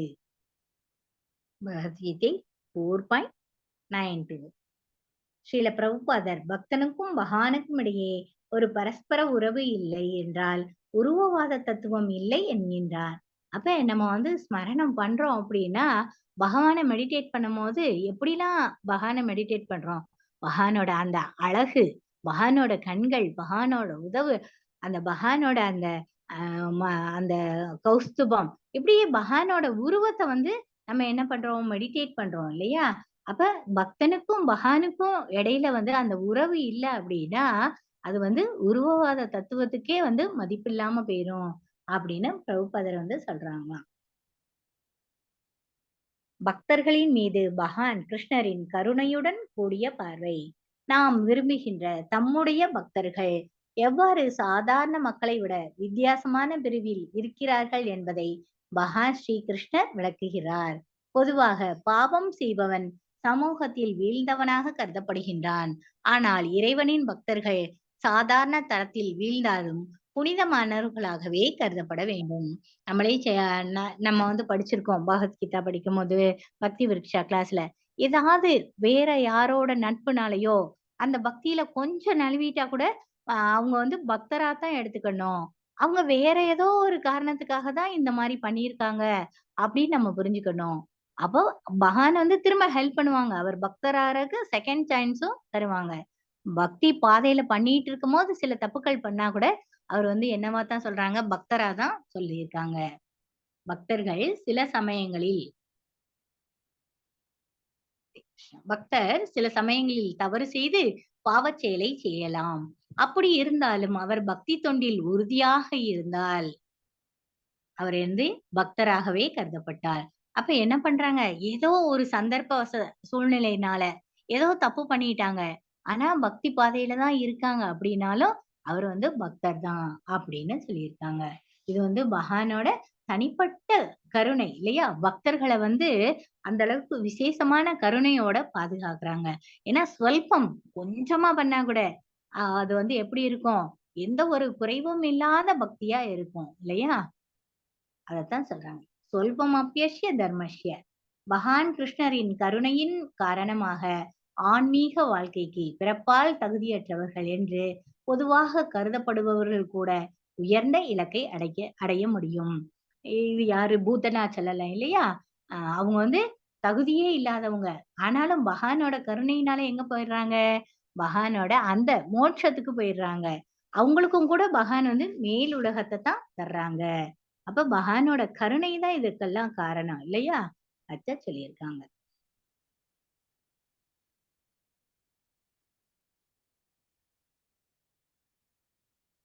கிருஷ்ணர் மற்றும் அவரது பக்தர்களை பற்றிய உண்மையை புரிந்து கொண்டு ஒருவர் கிருஷ்ண உணர்வில் தன்னை ஈடுபடுத்திக் கொள்ள வேண்டும். மிகவும் ரகசியமான அறிவு என்னவென்றால், பகவான் கிருஷ்ணர் தனது பக்தரின் வாழ்க்கையில் தனிப்பட்ட அக்கறை காட்டுகின்றார். இந்த நெருங்கிய உறவுதான் கீதையில் வழங்கப்படும் இன்றியமையாத புரிதல். 34வது பதத்தில் விளக்கப்பட்டுள்ளபடி இதை புரிந்து கொள்வதற்கு இயற்கையாகவே கிருஷ்ண உணர்வின் பாதையை எடுக்க வழிகாட்டுகின்றது அப்படின்னு சொல்லியிருக்காங்க. இப்போ 34வது பதம் என்னது? 2.34 பார்ப்போம். அதுல என்ன சொல்லியிருக்காங்க? பகவான் நம்மளுக்கு என்ன அட்வைஸ் கொடுத்திருக்காங்க? 34வது. மக்கள் உன்னை எப்போதும் இகழ்ந்து பேசிக் கொண்டிருப்பர். மதிக்கத்தக்க ஒருவனுக்கும் அவமானம் மரணத்தை விட மேலானதாகும். எனவே போரில் பின்வாங்குவதை விட போரிட்டு மரணம் அடைவதே அர்ஜுனனுக்கு சிறந்தது. இதுவே பகவானின் இறுதி தீர்ப்பாகும். என்ன சொல்லியிருக்காங்க? ஹரே கிருஷ்ணா. அப்ப பக்தர்களை எப்படி பக்தர்களை பற்றிய உண்மையை புரிந்து கொண்டு பக்தர் எதை புரிஞ்சுக்கணும்? கிருஷ்ண உணர்வு பயிற்சி இதோட அது எவ்வளவு ஞானமானது. இதுதான் நம்மளோட வாழ்க்கைக்கு அந்த அந்த திரும்ப பௌதீக உலகத்துல பிறப்பு இறப்பு இல்லாம நம்மளை விடுவிக்க கூடியது அப்படிங்கிற உண்மையை புரிஞ்சுக்கிட்டு அவங்க கிருஷ்ண பயிற்சி மேற்கொள்ள வேண்டும். இதுதான் மிகவும் ரகசியமான அறிவு அப்படின்னு ஒரு பக்தரோட வாழ்க்கையிலையும், ஏன்னா அவங்க வீழ்ந்துட்டா கூட என்ன பண்றாங்க? பகவான் அவங்களுக்கு உதவி செய்யறாங்க இல்லையா? இததான் பகவத்கீதையில சொல்லியிருக்காங்க. இத நம்மளும் ஏன்னா கஜேந்திர மோட்சத்துல இருந்து எப்படி அந்த கஜேந்திரனுக்கு பகவான் மோட்சம் கொடுக்கறாங்க. அந்த கஜேந்திரன் முற்பிறவியில என்னவா இருந்தாங்க? இந்திரத்யும்ன ராஜாவா இருந்தாரு. கிருஷ்ண பயிற்சி எடுத்தாங்க. அந்த கடைசி அந்த கிருஷ்ண பயிற்சியை எடுத்துட்டு அதுக்கப்புறம் அந்த முனிவரோட சாபத்தினால என்ன ஆகுது? அந்த யானையா கஜேந்திரனா பிறக்குறாங்க. அந்த கிருஷ்ண பயிற்சி எடுத்ததோட அந்த பிராக்டிஸோட விளைவுதான் என்னது? கடைசி அந்த உயிர் போற சனத்துல ஆதி மூலமே அப்படின்னு சொல்லிட்டு அந்த தாமரை பூவை எடுத்து பகவானுக்கு ஆஃபர் பண்ணுது இல்லையா? அப்ப அந்த பக்தர்கள் மேல பகவானோட தனி கருணை, விசேஷ கருணை பகவான் எப்பயும் நம்மளுக்கு குடுப்பாங்க. அப்ப நம்ம இந்த கிருஷ்ண பயிற்சியில திரும்ப திரும்ப நம்ம புலன்களை என்கேஜ் பண்ணணும். ஹரே கிருஷ்ணா. பதங்கள் 2.56, 2.57. 2வது கேள்வி, அவர் எப்படி பேசுகிறார்? தன்னை உணர்ந்த ஆத்மா எப்படி பேசுறாங்க அப்படின்னு அடுத்த கொஸ்டின் கேட்டிருக்காங்க. அவங்க எப்படி கேட்டிருக்காங்க அப்படின்னு நம்ம ஏற்கனவே பார்த்தோம். சிதமோனி உச்சியதே. அவரது புத்திசாலித்தனமும் வார்த்தைகளும் பாசம், கோபம் மற்றும் நடுநிலைமைக்கு எவ்வாறு பதிலளிக்கின்றன? மகிழ்ச்சி மற்றும் துன்பத்தில் சமநிலையுடன், பற்று, பயம் மற்றும் கோபம் ஆகியவற்றிலிருந்து விடுபட்டது, நன்மை மற்றும் தீமையால் பாதிக்கப்படாமல் முழுமையான அறிவில் உறுதியாக நிலைத்திருப்ப. அப்ப இந்த துவந்தங்கள்ல இருந்து விடுபட்டு மகிழ்ச்சி, துன்பம் எதையுமே சமமா எடுத்துக்கிட்டு நம்ம கூட இப்ப ஏற்கனவே பார்த்தோம் அந்த பாயிண்ட். ஒருத்தன் ஒரு செயல் செஞ்சு அதனால சக்சஸ் கிடைச்சதுன்னா அந்த சக்சஸ பகவானுக்கு ஆஃபர் பண்ணிடுறது. அதே தோல்வி கிடைச்சதுன்னா இது பகவான் எனக்கு கொடுத்திருக்க கருணை அப்படின்னு 2க்குமே எந்த ஒரு இதுவுமே காமிக்காம, ஏன்னா அவர் செயல் செஞ்சுட்டாரு, அதை பகவானுக்கு ஆஃபர் பண்ணிட்டாரு. இந்த மாதிரிதான் நம்ம நம்மளோட விஷயங்களை கையாளணும் அப்படின்னு சொல்லியிருக்காங்க. அப்புறம் எது மேலயும் பற்று வைக்க கூடாது, பயம் இருக்கக்கூடாது.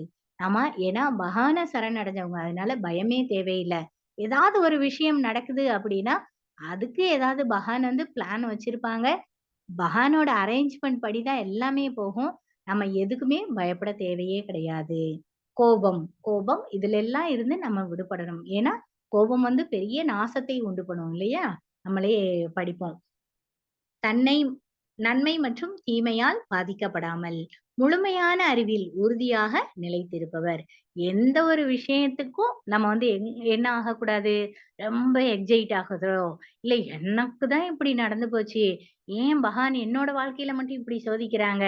அப்படின்னு நம்மள நாமளே ரொம்ப ஒரு தோல்வியிலயோ நம்ம வந்து இந்த மாரி லேமண்ட் ஆகவே கூடாது. இன்னைக்கு இந்த விஷயம் நடந்திருக்குன்னா, பகவான் இதத்தான் விரும்பியிருக்காங்க. இப்படிதான் நடக்கணும்னு பகவான் பிளான் பண்ணியிருக்காங்க. அதுபடியே அது நல்லபடியா நடந்தது. அப்படின்னு எந்த விஷயம் நடந்தாலும் நம்ம வந்து இந்த பக்குவத்தோடயே எடுத்துக்கணும். இப்படித்தான் எப்படி இருப்பாங்க? தன்னை உணர்ந்த ஆத்மா. முழுமையான அறிவில் உறுதியாக இருப்பர். இது வந்து நம்ம வந்து என்ன பண்ணுவோம்? பிராக்டிஸ் பண்ண இத வந்து நம்மளும் அந்த நிலைமைக்கு போயிருவோம். அந்த நிலைமைக்கு பக்குவம் அடையணும். அதுக்காகத்தான் இந்த பிராக்டிஸ் எல்லாம் நம்ம பண்றோம்.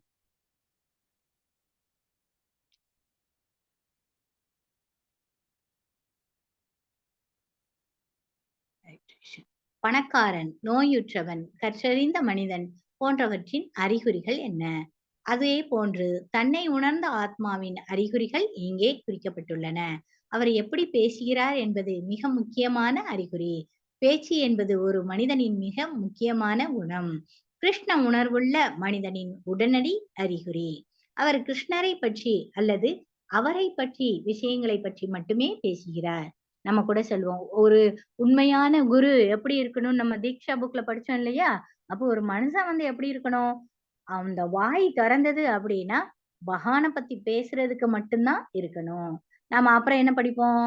நம்ம உபதேசாமிர்தத்துல அந்த பிரஜல்பா தேவையற்ற பேச்சு வேண்டாம் அப்படின்னு படிப்போம் இல்லையா? அப்ப கிருஷ்ண உணர்வுல தன்னை உணர்ந்தவனோட அந்த பேச்சு எப்படி இருக்கும்? ஏன்னா பேச்சு வந்து ரொம்ப ரொம்ப முக்கியமானது. இந்த நாக்கு தான் வந்து எல்லா இதையும் உண்டு பண்ணுது இல்லையா? அப்ப இந்த பேச்சு வந்து ரொம்ப ரொம்ப முக்கியமான குணம். அவன் வாய தொறந்தா பகவான பத்தி மட்டும் தான் பேசுவான். அப்படி இல்லைன்னா, அந்த வாய் வந்து எதுக்கு திறக்கும்? பகவானோட பிரசாதத்த சாப்பிட. அப்ப கிருஷ்ண உணர்வுல மட்டும் தான் இருக்கும். அவனோட வார்த்தையின் முக்கியத்துவம் தன்னை உணர்ந்ததா, பகவான பத்தின விஷயங்கள்ல மட்டும் தான் இருக்கும். அப்படின்னு சொல்லியிருக்காங்க.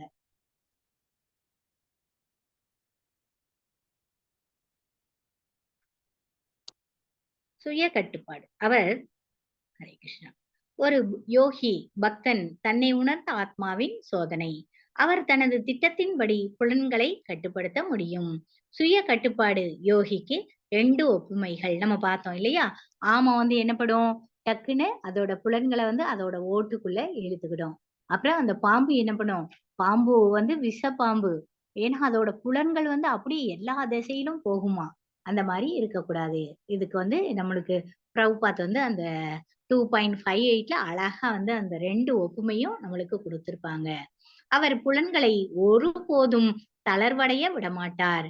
ஆனால் பாம்பாட்டி ஒரு பாம்பை கட்டுப்படுத்துவது போல செய்ய வேண்டிய மற்றும் செய்யக்கூடாதவற்றின் கீழ் புலன்களின் விஷமுள்ள பாம்புகளை போன்றது கட்டுப்படுத்துகின்றான். ஒரு பாம்பாட்டிக்கு தெரியும். அதை எப்படி அடக்கணும் அப்படின்னு. அவன் என்ன பண்ணுவான்? மகுடி ஊதுன உடனே அந்த பாம்பு வந்து கட்டுப்படும் இல்லையா? அதே மாரி நம்ம புலன்களுக்கு வந்து நம்ம வந்து கிருஷ்ண உணர்வு பயிற்சிய குடுத்து இந்த புலன்கள வந்து கட்டுப்படுத்தணும். எப்படி ஒரு பாம்பாட்டி பாம்ப கட்டுப்படுத்துவானோ, அது மாரி நம்ம இந்த புலன்களுக்கு பயிற்சி குடுக்க, எப்படி வந்து அந்த புலன்கள் ஆம மாரி அப்படியே உள்ள இழுத்துக்கணும்.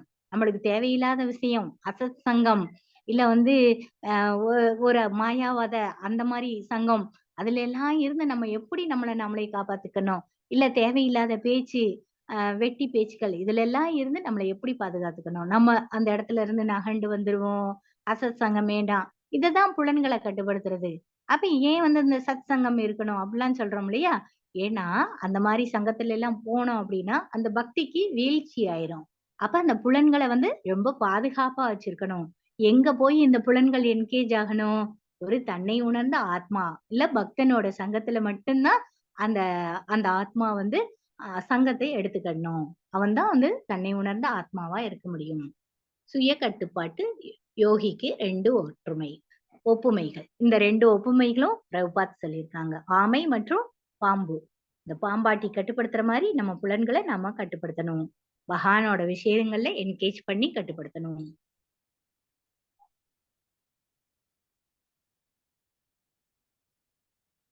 ஹரே கிருஷ்ணா.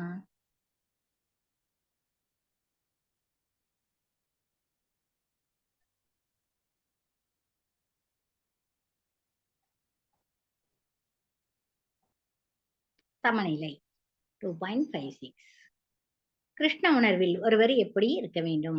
அவர் எல்லாவற்றையும் மகிழ்ச்சி, துன்பம் கிருஷ்ணரின் கருணையாக ஏற்றுக்கொள்கிறார். பற்றிலிருந்து விடுபடுதல், பயம் மற்றும் கோபம். ஏனெனில் அவர் எப்போதும் தைரியமாகவும் சுறுசுறுப்பாகவும் இருக்கின்றார். மேலும் இறைவனின் சேவையில் உறுதியாக இருக்கின்றார். அவர் பற்றுதல் அல்லது வெறுப்பின் கீழ் வரமாட்டார். வெற்றி பெற்றாலும் இல்லாவிட்டாலும் அவர் கோபப்படுவது இல்லை. அவர் தனது தீர்மானத்தில் உறுதியாக இருக்கின்றார். அப்ப ஒரு தன்னிலை பெற்றவங்க எப்படி இருப்பாங்க அப்படிங்கிறதுக்கு அவருக்கு எந்த ஒரு பற்றுதலும் இருக்காது, அதே நேரம் வெறுப்பும் இருக்காது. அவரோட தீர்மானம் எல்லாம் எப்படி இருக்கும்? பகவானுக்கு சேவை செய்யறது அப்படின்னு மட்டும்தான் இருக்கும். அப்படி எது நடந்தாலும் அதை எப்படி ஏத்துக்குவாரு? பகவானோட கருணை அப்படின்னு ஏத்துக்குவாராம். ஹரே கிருஷ்ணா.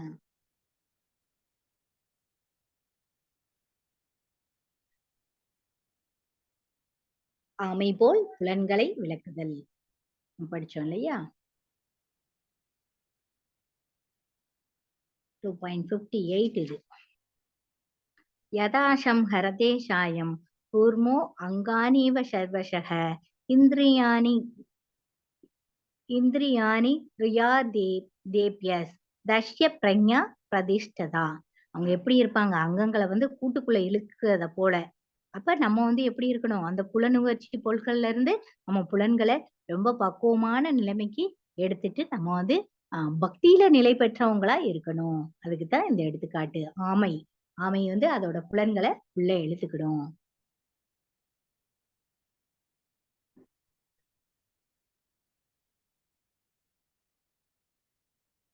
பதங்கள் 2.58, 2.58.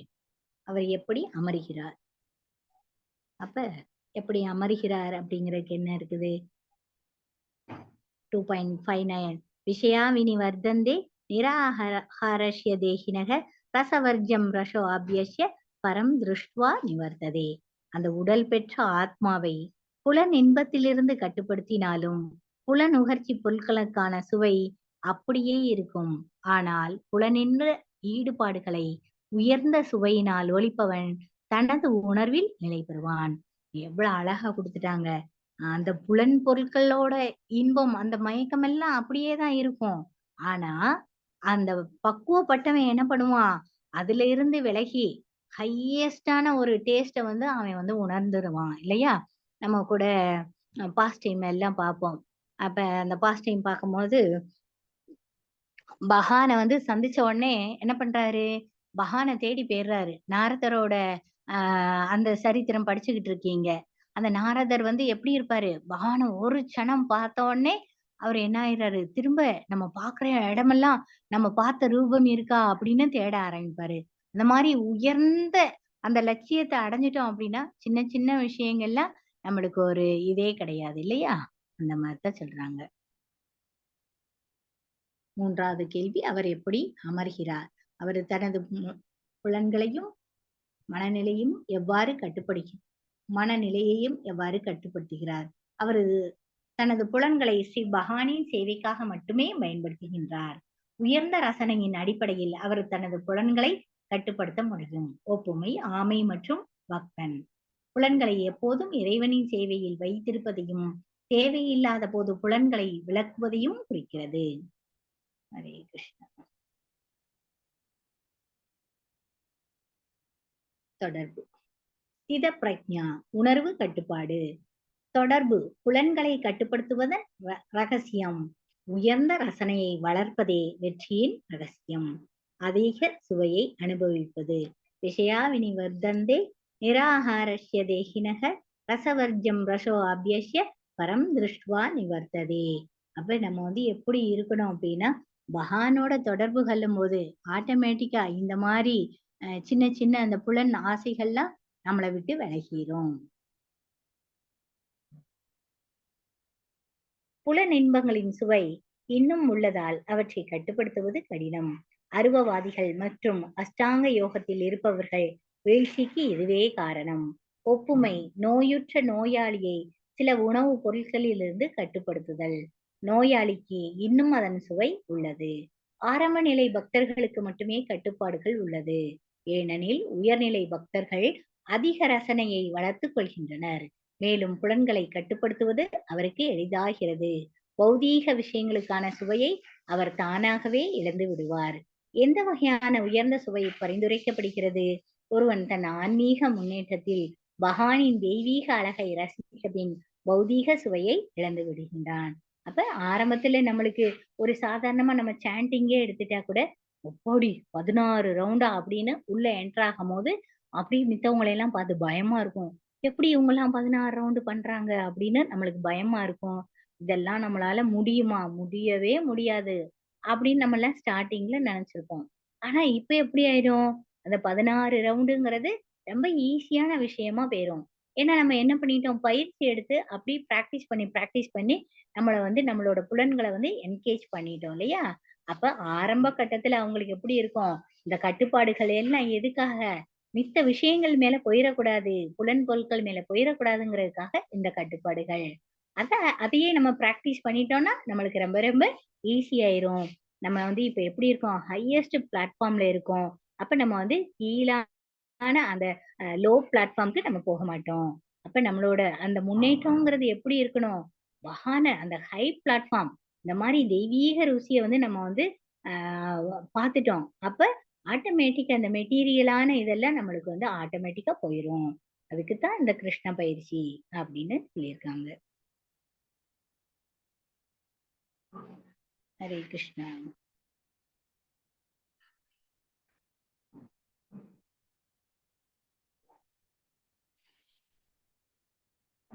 புத்திசாலிகள். சிதா பிரக்ஞாவின் உணர்வு கட்டுப்பாடு. புத்திசாலிகள் கூட புலன்களால் திசை திருப்பப்படுகிறார்கள். சித பிரக்ஞாவின் அபூர்வம். யததோ ஹ்யபி கௌந்தேய புருஷஸ்ய வேஷ்டிதக இந்திரியாணி பிரமிதானி கிரந்தி பிரஷ்பம் அனக. இது 2.60 60ல என்ன பர்பட் போட்டிருக்காங்க நம்ம பார்த்துடலாம். என்ன பண்ணியிருக்காங்க அப்படின்னா, அர்ஜுனா, கட்டுப்படுத்த முயலும் பகுத்தறிவுடைய மனிதனின் மனத்தையும் பலவந்தமாக இழுத்துச் செல்லும் அளவிற்கு புலன்கள் சக்தி வாய்ந்ததும் அடங்காததும் ஆகும். அப்ப என்ன பண்றாங்க, இந்த புலன்கள் வந்து ரொம்ப அடங்காதது. அவன் வந்து ஒருத்தன் வந்து பலவந்தமா இழுத்துட்டு போற அளவுக்கு இந்த ஜட கவர்ச்சி இருக்கும். அப்ப நம்ம வந்து எந்த அளவுக்கு அந்த புலன்களை வந்து கட்டுப்படுத்தணும் அப்படின்னு அடுத்து சொல்லுவாங்க. கிருஷ்ண கிருஷ்ண உணர்வில் உயர் சுவையை வளர்ப்பதன் முக்கியத்துவங்கள். கிருஷ்ண உணர்வு இல்லாத ஒருவர் எப்படி எளிதாக வீழ்ச்சி அடைவார் என்பதை எப்படி நம்ம வந்து இந்த பதங்கள் இந்த செகண்ட் சாப்டர்ல உள்ள ஸ்லோகாஸ் வந்து நம்மளுக்கு விளக்குறாங்க. உயர்ந்த சுவையை வளர்த்து கொள்ளாமல் புலன்களை கட்டுப்படுத்த வேறு பயனுள்ள வழிமுறைகள் இல்லை. இதை தவிர்த்து வேற ஏதாவது பாதையில போனா என்ன ஆகும்? திரும்ப வீழ்ச்சி தான் அடைவோம். மனதையும் புலன்களையும் கிருஷ்ணரிடம் நிலைநிறுத்துவதுதான் ஒரே வழி. அப்ப புலன்களின் சக்தி. புலன்கள் வந்து ரொம்ப வலுவானது, வேகமானது. பகுத்தறிவு உடைய ஒருத்தனை கூட என்ன பண்ணிடும்? வேகமா அது வந்து இழுத்துட்டு போயிரும். அதுக்கு ஒரே வழி வந்து நம்ம வந்து அந்த புலன்களை வந்து கிருஷ்ணரில் நிலைநிறுத்துவது ஒன்றே. வரட்டு தத்துவம் மற்றும் பக்தி சேவை ஆகியவற்றுக்கு இடையே உள்ள வேறுபாடு. நிலையான நுண்ணறிவு என்பது புலன்களை கட்டுப்படுத்தி அவற்றை முழு கட்டுப்பாட்டில் வைத்திருப்பவர். மேலும் அவரது உணர்வை பகவான் ஸ்ரீ கிருஷ்ணரின் மீது நிலைநிறுத்துவது. அப்ப ஹையஸ்ட் அந்த டேஸ்ட வந்து நம்ம ஃபீல் பண்ணிட்டோம் அப்படின்னா என்ன பண்ண மாட்டோம்? கீழே இறங்கவே மாட்டோம். நம்ம வந்து திடமா இருக்கணும். அந்த பயிற்சியில வந்து நம்ம வந்து ரொம்ப திடமா இருக்கணும். இது ஒண்ணுதான் இந்த நம்மளோட புலன்களை அடக்கி அந்த நிலையான மனதுடையவங்களுக்குரிய ஒரே வழி.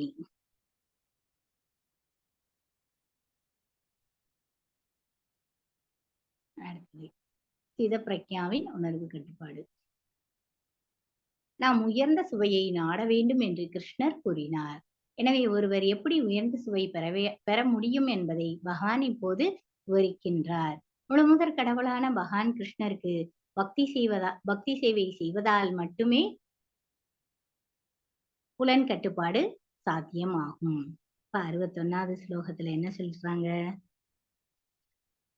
தானி சர்வாணி சம்யம்ய யுக்த ஆசிரித மத்பரக வசேஹி யஷ் ஏந்திரியானி தஷ்ய பிரக்ஞா பிரதிஷ்டிதா.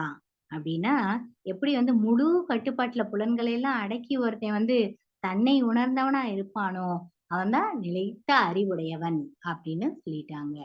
கிருஷ்ண உணர்வு மட்டுமே முழுமையான யோகத்தின் மிக உயர்ந்த கருத்து.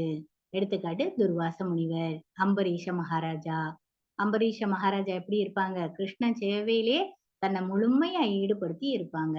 துர்வாச முனியின் அநீதியை அமைதியாக பொறுத்து கொண்டார். அந்த பாஸ்டைம் நம்ம படிச்சிருக்கோம் இல்லையா? மத்பாரா, இது அனைத்து புலன்களும் மனமும் கிருஷ்ணருடன் உறவில் ஈடுபட்டுள்ளதை குறிக்கிறது. அம்பரீஷ மகாராஜா. மற்றொரு மத்பாரா பக்தரான பலதேவ வித்யாபூஷணர் குறிப்பிடுகின்றார். பக்தி சேவையின் வலிமையினால் மட்டுமே புலன்களை முழுமையாக கட்டுப்படுத்த முடியும். விஷ்ணுவை நெருப்பாக பக்தி சேவையுடன் ஒப்பிடப்படுகின்றது. நெருப்பு அனைத்தையும் எரித்து சாம்பலாக்குவது போல யோகியின் இதயத்தில் உள்ள விஷ்ணு அனைத்து அசுத்தங்களையும் எரிக்கின்றார். உண்மையான யோகாவின் நோக்கம் எஸ்பிஓஜின் ஸ்ரீல பிரபுபாதன் கிருஷ்ணரின் மீதான பக்தி மற்றும் விஷ்ணு மீது தியானம் மற்றும் வெற்றிடம் அல்ல. அப்ப யோகா பண்றோம் அப்படின்னா அது வெறுமனே உட்கார்ந்து இருக்கிறது கிடையாது. பகவானை நோக்கி தியானம் பண்றது, அதுதான் யோகாவோட நோக்கம் அப்படின்னு சொல்றாங்க. அப்ப நம்ம அப்படி ஸ்மரணம் பண்ண பகவான் நம்மளோட இதயத்துல பரமாத்மாவா இருக்காங்க. அப்படி இருந்துச்சு நம்ம இதயத்துல உள்ள அழுக்கெல்லாம் எரிச்சு சாம்பலாக்கிடுறாங்க அப்படின்னு கொடுத்திருக்காங்க.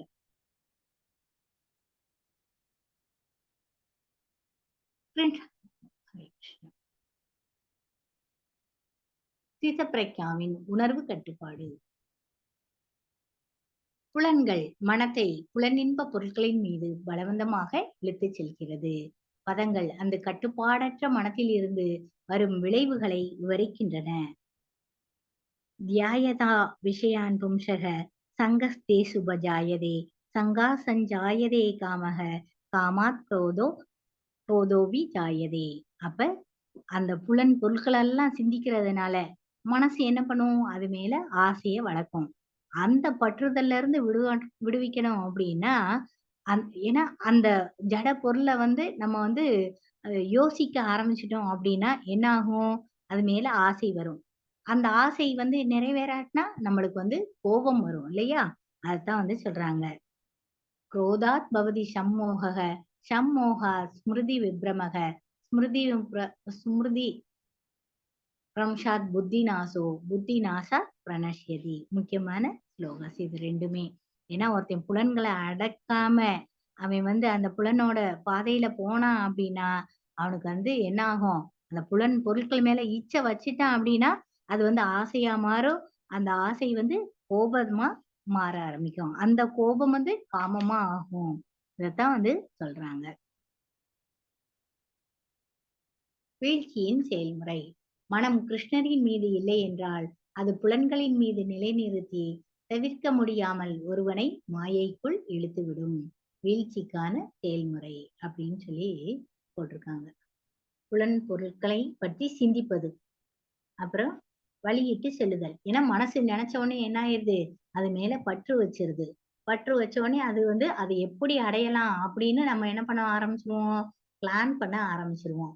அப்ப அதனால என்ன ஆகும்? ஆசை வரும். அந்த ஆசையினால என்ன வரும்? கோபம் வரும். அப்ப அந்த கோபம் எதாகும்? முழுமையான மாயைக்குள்ள போயிருவோம். முழுமையான மாயைக்குள்ள போயிட்டோம்னா அறிவை இழந்துருவோம். அப்ப அங்க என்ன ஆயிருது அப்படின்னா பக்தியை நம்ம இழந்துருவோம். திரும்ப என்ன பண்ணிடுவோம்? மீண்டும் இந்த பௌதிகத்துக்குள்ள விழுந்துருவோம். இதைத்தான் இந்த சார்ட் ரொம்ப அழகா சொல்லிட்டாங்க. அப்ப அந்த புலன் பொருட்களை சிந்திக்கிறதுனாலயே நம்மளுக்கு என்ன ஆகுது? அது மேல பற்று வந்துருது அப்படின்னு சொல்லியிருக்காங்க. அப்ப அந்த புலன் பொருட்களை சிந்திக்காம ஹையரான உயர்ந்த விஷயங்கள் மேல நம்ம மனசை நிலைநிறுத்தணும். இதுதான் அவங்க கொடுத்திருக்க. ஹரே கிருஷ்ணா.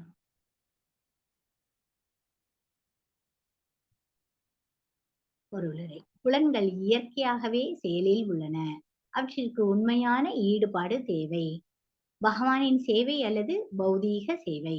பௌதீக சிக்கலிலிருந்து வெளியேற ஒரே வழி கிருஷ்ண உணர்வு. எதிர்மறை உதாரணம். உணர்வு பொருட்களால் தாக்கம். சிவபெருமான் போன்ற சக்தி வாய்ந்த தேவர் பார்வதி தேவியின் அழகில் மயங்கியதால் கார்த்திகேயன் பிறந்தார்.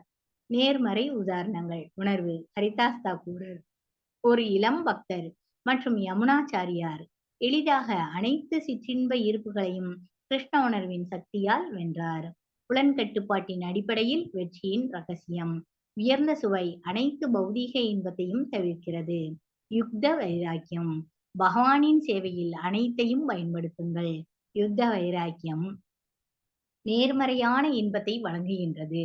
எடுத்துக்காட்டு, நல்ல உணவுகள். ஒருவன் பிரசாதத்தால் வாழ்க்கையை அனுபவிக்கின்றான்.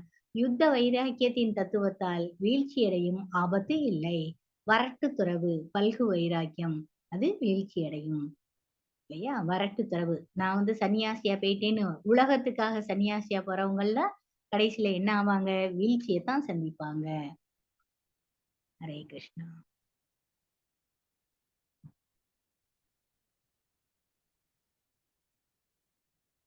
நான்காவது கேள்வி, அவர் எப்படி நடக்கிறார்? 2.64 to 2.71.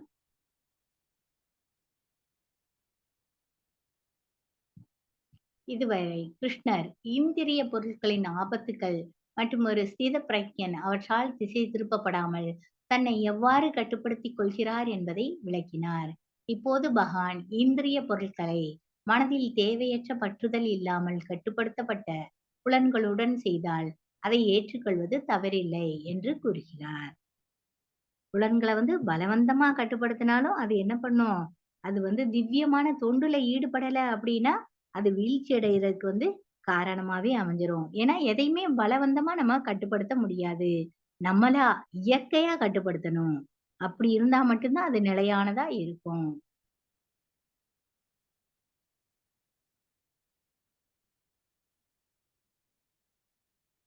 அடுத்தது, அவர் எப்படி நடக்கிறார்? அவர் தனது புலன்களை எவ்வாறு ஈடுபடுத்துகின்றார்? புலன்களை ஈடுபடுத்தும் போது அவர் ஒழுங்குமுறை மற்றும் மத கொள்கையுடன் கடைபிடிக்கின்றார். தன்னை உணர்ந்தவர் அனைத்து பற்றுதல் மற்றும் வெறுப்புகளிலிருந்து விடுபட்டவர். விடுதலைக்கான ஒழுங்குமுறை விதிகளை கடைபிடிப்பதன் மூலம் அவர் தனது புலன்களை கட்டுப்படுத்துகின்றார்.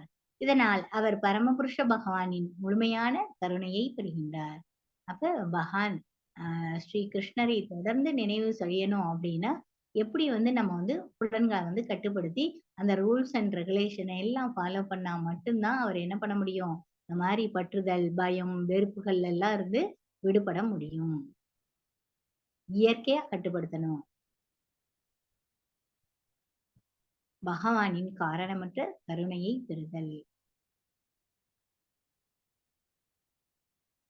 பிரசாதே சர்வ துக்கானாம் ஹானிர் அஷ்யோ பஜாயதே பிரசன்ன சேதோசோ ஹியாசோ புத்தி பர்யவதிஷ்டதே. அப்ப இந்த பகவானோட அந்த கிருஷ்ண பயிற்சியில திருப்தி பெற்றவன் எப்படி இருப்பான் அப்படின்னா, இந்த ஜட உலகத்துல உள்ள 3 துன்பங்கள்னால அவனுக்கு எந்த ஒரு பாதிப்பும் ஏற்படாது. திருப்தி உற்றவனோட புத்தி எப்படி இருக்கும்? ரொம்ப நிலை பெற்ற புத்தியா இருக்கும். அப்படிதான் அவன்தான் காரணமற்ற கருணையை பெற முடியும் அப்படின்றாங்க. பரமபுருஷ பகவானுடன் தொடர்பில்லாமல் அமைதியோ மகிழ்ச்சியோ இல்லை அப்படின்னு சொல்லிட்டாங்க. நாஸ்தி புத்திர் அயுக்தஸ்ய நா சாயுக்தஸ்ய பாவன நா சாபாவய சாந்திர் அசாந்தஸ்ய புதசுகம். அப்ப பகவானோட தொடர்பு இல்லாம இந்த மனசையோ அறிவையோ நம்மளால கட்டுப்படுத்த முடியாது. அமைதிக்கு வழியே கிடையாது. அமைதிக்கு வழி இல்லைன்னா அங்க எப்படி சந்தோஷம் இருக்கும் அப்படின்னு சொல்லியிருக்காங்க. ஹரே கிருஷ்ணா. நான் படிக்கிறேன் மாதாஜி. ஒரு கிருஷ்ண உணர்வு உள்ள நபர் எவ்வாறு அனைத்து பற்றுதல் மற்றும் வெறுப்புகளை கடக்கிறார்? அவர் புலனின்ப தளத்தில் இருப்பதாக தோன்றலாம், ஆனால் அவருக்கு புலனின்ப செயல்களில் எந்த பற்றுதல் இல்லை. அவர் கிருஷ்ணர் திருப்தியில் மட்டுமே கருத்தில் கொள்கிறார், வேறு எதிலும் இல்லை. கிருஷ்ணர் விரும்பினால் சாதாரணமான விருப்பத்துக்காக எந்த செயலையும் பக்தரால் செய்ய முடியும். கிருஷ்ணருக்கு விருப்பம் இல்லை என்றால் தனது சொந்த திருப்திக்காக விருப்பமான செயல் என்றாலும் அதனை செய்ய மாட்டார். இந்த பலத்தினால் ஒரு பக்தன் இந்த உயர்ந்த உணர்வை அடைகிறான். இந்த உணர்வே பகவானின் காரணமற்ற கருணையாகும். புலனுகர்ச்சியில் பற்றிருந்தாலும் இதனை பக்தன் அடைய முடியும். ஹரே கிருஷ்ணா. ஹரே கிருஷ்ணா. அப்ப இந்த கிருஷ்ண உணர்வுள்ள நபர் எப்படி இந்த விருப்பு வெறுப்பெல்லாம் கடக்குறாங்க அப்படின்னா, பகவானோட காரணமற்ற கருணை, பகவானோட திருப்திக்காக மட்டும் செயல்படணும் அப்படின்னு சொல்றாங்க. பகவான் நினைச்சிட்டாங்க, அவங்க கருணையை கொடுக்கணும் அப்படின்னு நினைச்சிட்டாங்க அப்படின்னா, பக்தரால என்ன பண்ண முடியும்? அவருக்கு பிடிக்காட்டா கூட பகவானுக்கு பிடிச்சது அப்படின்னா அவரால செய்ய முடியும். பகவானுக்கு பிடிக்காதத அவரோட சொந்த திருப்திக்காக செய்யறாரு அப்படின்னா கூட அவர் என்ன பண்ண மாட்டாரு, எனக்கு பிடிக்குது ஆனாலும் பகவானுக்கு இதை செய்யக்கூடாது, பகவானுக்கு இப்படிலாம் செய்யக்கூடாது அப்படின்னா அவர் செய்ய மாட்டாரு. ஏன்னா அவர் ஒரு டிவோட்டி, ரொம்ப பக்குவமான நிலைமையில அவர் இருப்பாரு. ஆனா பகவானுக்கு பிடிச்சதுக்கு எனக்கு பிடிக்கல, ஆனா பகவானுக்கு பிடிச்சிருக்கு அப்படின்னா அவர் செய்வாரு. இதுதான் ஒரு பக்குவப்பட்ட ஒருத்தரோட அந்த கிருஷ்ண உணர்வு உள்ள ஒருத்தரோட மனம் இருக்குமா இருக்கும். எந்த பலத்தினால் ஒரு பக்தன் இந்த உயர்ந்த புலன்கள் மற்றும் உணர்வின் முழுமையான திருப்தி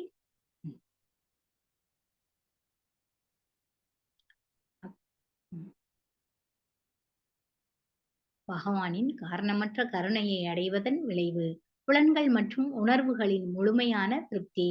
முக்குணங்களால் பாதிப்பு ஏற்படுவதில்லை. இத்திருப்தியுற்ற நிலையில் புத்தி விரைவில் நிலை பெறுகின்றது. அதை பிராக்டிஸ் பண்ணி என்ன ஆகுறோம், அந்த உயர்ந்த குறிக்கோளை மட்டும் நம்ம சிந்தனையில வச்சிருக்கோம். வேற அந்த பௌதீக பற்றுதல்லாம் நம்ம கிட்ட இருந்து போயிடுறதுனால அந்த புத்தி என்ன ஆகுது, அப்படி நிலை பெற்றுது. ஏன்னா இயற்கையா நம்ம என்ன ஆக ஆரம்பிச்சிட்டோம், அந்த பயிற்சியை எடுக்க ஆரம்பிச்சிட்டோம் அப்படின்னா பகவானோட கருணையையும் அடைஞ்சிடறோம். அந்த புத்தியும் அதுல அப்படியே பிக்ஸ் ஆயிருது அப்படின்னு சொல்றாங்க.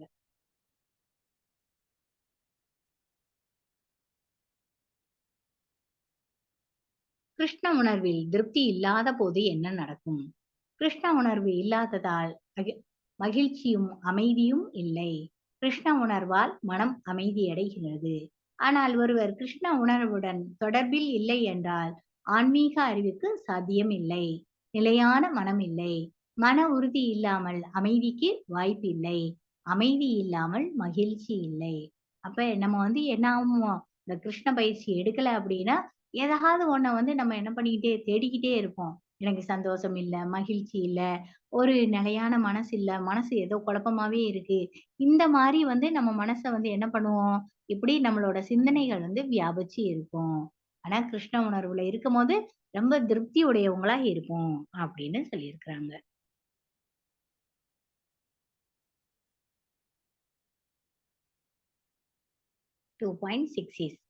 பதத்தின் நடைமுறை பயன்பாடு. 2.66 and 2.65 இடையே உள்ள வேறுபாடு கிருஷ்ணரின் வாதத்தை வலுப்படுத்துகின்றது. மனமும் புத்தியும் கிருஷ்ணரை பற்றிய நினைவில் இருந்து விலகினால் மகிழ்ச்சி என்ற கேள்வியே இருக்காது. கிருஷ்ணரை பற்றிய எண்ணங்களிலிருந்து விலகி புலன்களை பற்றி சிந்திப்பதால் பௌதீக இன்பத்திற்கான ஆசைகள் அதிகமாகி விடுகின்றன. அப்ப பகவானை பத்தி ஸ்மரணம் பண்ணிக்கிட்டே இருந்தா மட்டும்தான் நம்மளுக்கு என்ன ஆகும் அப்படின்னா, அந்த அந்த இடத்துல வேற எந்த ஒரு இதுவுமே வராது. நம்மளால எந்த ஒரு பாதிப்புமே ஏற்படாது. அந்த அந்த புத்தி இது விலகிருச்சு அப்படின்னா எப்படி இருக்கும் அப்படின்னா, அ அந்த புத்திக்கு எந்த ஒரு ஒரு முடிவெடுக்க முடியாத தன்மை. அப்ப அந்த குழப்பங்கள் மட்டுமே மிஞ்சும் அப்படிங்கிறாங்க. கிருஷ்ணரை பற்றிய எண்ணங்களிலிருந்து விலகி புலன்களை பற்றி சிந்திப்பதால் பௌதீக இன்பத்திற்கான ஆசைகள் அதிகமாகி விடுகின்றன. அப்ப பகவானை பத்தி வெளிய வந்துட்டோம், அந்த பகவத் ஸ்மரணத்துல இருந்து வெளிய வந்துட்டோம் அப்படின்னா ஆட்டோமேட்டிக்கா என்ன ஆயிரும், மாயா நம்மளுக்கு சேவை கொடுக்க ஆரம்பிச்சிரும். பௌதீக இன்பத்திற்கான ஆசைகள் அதிகமாகி விடுகின்றன.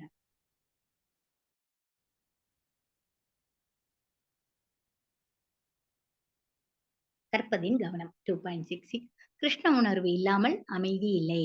உண்மையான அமைதிக்கான வழி 5.29 கொடுக்கப்பட்டுள்ளது. கிருஷ்ணர் மட்டுமே அனுபவிப்பாளர், அனைத்திற்கும் உரிமையாளர், அனைத்து உயிரினங்களின் உண்மையான நண்பர், கிருஷ்ண உணர்வு இன்றி மனதிற்கு இறுதி இலக்கு இருக்க முடியாது. இறுதி இலக்கு இல்லாததால் குழப்பம் ஏற்படுகின்றது. கிருஷ்ண உணர்வு என்பது சுயமாக வெளிப்படும் அமைதியான நிலைமை. அதை பகவான் ஸ்ரீ கிருஷ்ணருடனான உறவில் மட்டுமே அடைய முடியும். அப்ப பகவான் இல்லை அப்படின்னா நம்ம எப்படி இருப்போம்? ஒரு மன நிம்மதி இல்லாம தான் இருப்போம் அப்படின்னு சொல்லியிருக்காங்க. இது அமைதிக்கான வழி 5.29ல நம்ம படிப்போம் இல்லையா? அத கொடுத்திருக்காங்க. ஒருத்தனோட அமைதியான மனம் எப்படி இருக்கும்? அவனோட நிலை என்ன அப்படிங்கிறத 5.29ல நம்மளுக்கு சொல்லியிருப்பாங்க.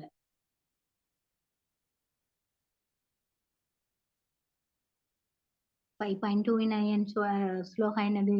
போக்தாராம் யக்ஞ தபசா சர்வலோகமய மகேஸ்வரம் சுக்ருதம் சர்வபூதானா ஞாத்வா மாம் சாந்தி ரிச்சதி. அடுத்து என்ன கொடுத்திருக்காங்க? பதங்களில் உள்ள தொடர்பு.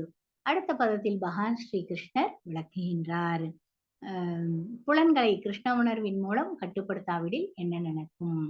2.67 கிளர்ச்சி அடைந்த புலன்கள் அவற்றினால் திருப்தியை தேடுகின்றன. ஒருவரை மாயையில் ஆழமாக இழுக்கின்றன. ஒப்புமை. நீரின் மீதுள்ள படகை சுடும் காற்று அடித்துச் செல்வதைப் போல அலைபாயும் புலன்களில் ஏதேனும் ஒன்றின் மீது மனம் ஈர்க்கப்பட்டு விட்டால் அந்த ஒரே ஒரு புலன் கூட மனிதனின் அறிவை எடுத்து சென்று விடும். நம்ம கூட தீக்ஷா புக்ல நம்ம பார்த்தோம் அந்த பாயிண்ட் இல்லையா? ஒரே ஒரு புலன்ல நம்ம அந்த புலன் பின்னாடி போயிட்டோம்னா கூட நம்ம பக்தி வீழ்ச்சி அடைஞ்சிரும்னு பார்த்தோம்.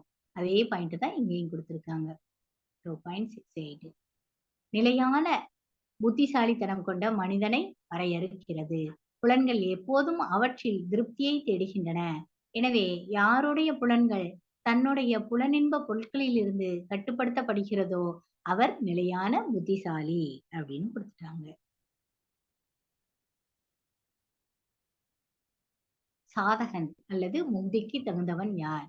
அதை புரிந்து கொண்ட ஒருவர் கிருஷ்ண உணர்வு மட்டுமே ஒருவனது அறிவு உண்மையில் நிலை பெறுகின்றது. மேலும் இந்த கலையை ஒரு அங்கீகரிக்கப்பட்ட ஆன்மீக குருவின் வழிகாட்டுதலின் கீழ் பயிற்சி செய்ய வேண்டும். ஒப்புமை. எதிரிகளை கட்டுப்படுத்த ஒரு உயர்ந்த சக்தி தேவை. அதே போல புலன்களை எந்த ஒரு மனித முயற்சியாலும் கட்டுப்படுத்த முடியாது. ஆனால் புலன்களை பகவானின் சேவையில் ஈடுபடுத்துவதன் மூலம் மட்டுமே அவற்றை கட்டுப்படுத்த முடியும். நம்மளா கட்டுப்படுத்தணும், ஒண்ணுமே செய்யாம புலன்களை அடக்கணும்னா அடக்க முடியாது. ஆனா பகவானோட சேவையில இருக்கும் போது மட்டும்தான் அந்த புலன்கள் கட்டுப்படும் அப்படின்னு சொல்லியிருக்காங்க. அவன்தான் முக்திக்கு தகுந்தவன். புலன்களை கட்டுப்படுத்தி பகவானோட சேவையில இருக்கிறவன் முக்திக்கு தகுந்தவன் அப்படின்னு சொல்லிட்டாங்க.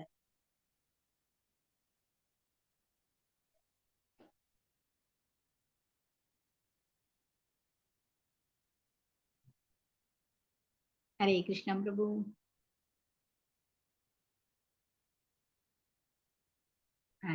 கருப்பொருள். கிருஷ்ணர் ஒரு ஒப்புமை கூறுகிறார். தன்னை உணர்ந்த ஆத்மா மற்றும் பௌதீகவாதி இருவருக்கும் புலன் ஈடுபாடுகள் ஒரே மாதிரியாக தோன்றினாலும் அவற்றிற்கும் இரவிற்கும் பகலுக்கும் உள்ள வித்தியாசத்தோடு ஒப்பிடப்படுகின்றது. இது நம்ம கூட பார்த்திருக்கோம் இல்லையா? யானிஷா சர்வபூதானாம் அப்படின்னு நம்ம படிச்சிருக்கோம் இல்லையா? அது யார் ஒருத்தன் இப்ப இப்பதான் அந்த லைஃப் ஸ்டைல் இந்த கலி காலத்துல நம்மளுக்கு ரொம்ப நல்லாவே தெள்ள தெளிவா புரியும். யாருக்கு இரவோ அது அந்த முனிவருக்கு எப்படி இருக்கும்? அவர் விழித்தெளியில நேரமா இருக்கும். அந்த பௌதீகத்துல இச்சை உடையவங்க எப்படி இருப்பாங்க? ரொம்ப நேரம் நைட்டு முழிச்சிருப்பாங்க. காலையில ரொம்ப நேரம் தூங்குவாங்க. ஆனா அந்த தன்னை உணர்ந்தவன் எப்படி இருப்பான்? அவன் அவன் தூங்குற நேரம் எப்படி இருக்கும்?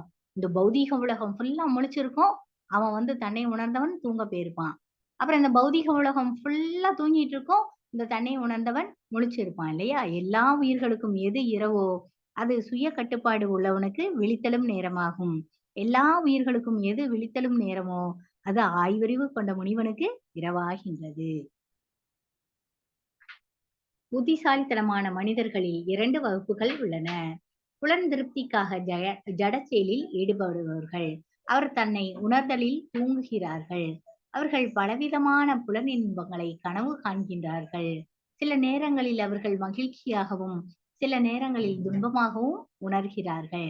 சுய பரிசோதனை மற்றும் தன்னுணர்வில் விழிப்புடன் இருப்பவர்கள். அவர்கள் எப்போதும் பௌதீக விஷயங்களில் அலட்சியமாக இருக்கிறார்கள்.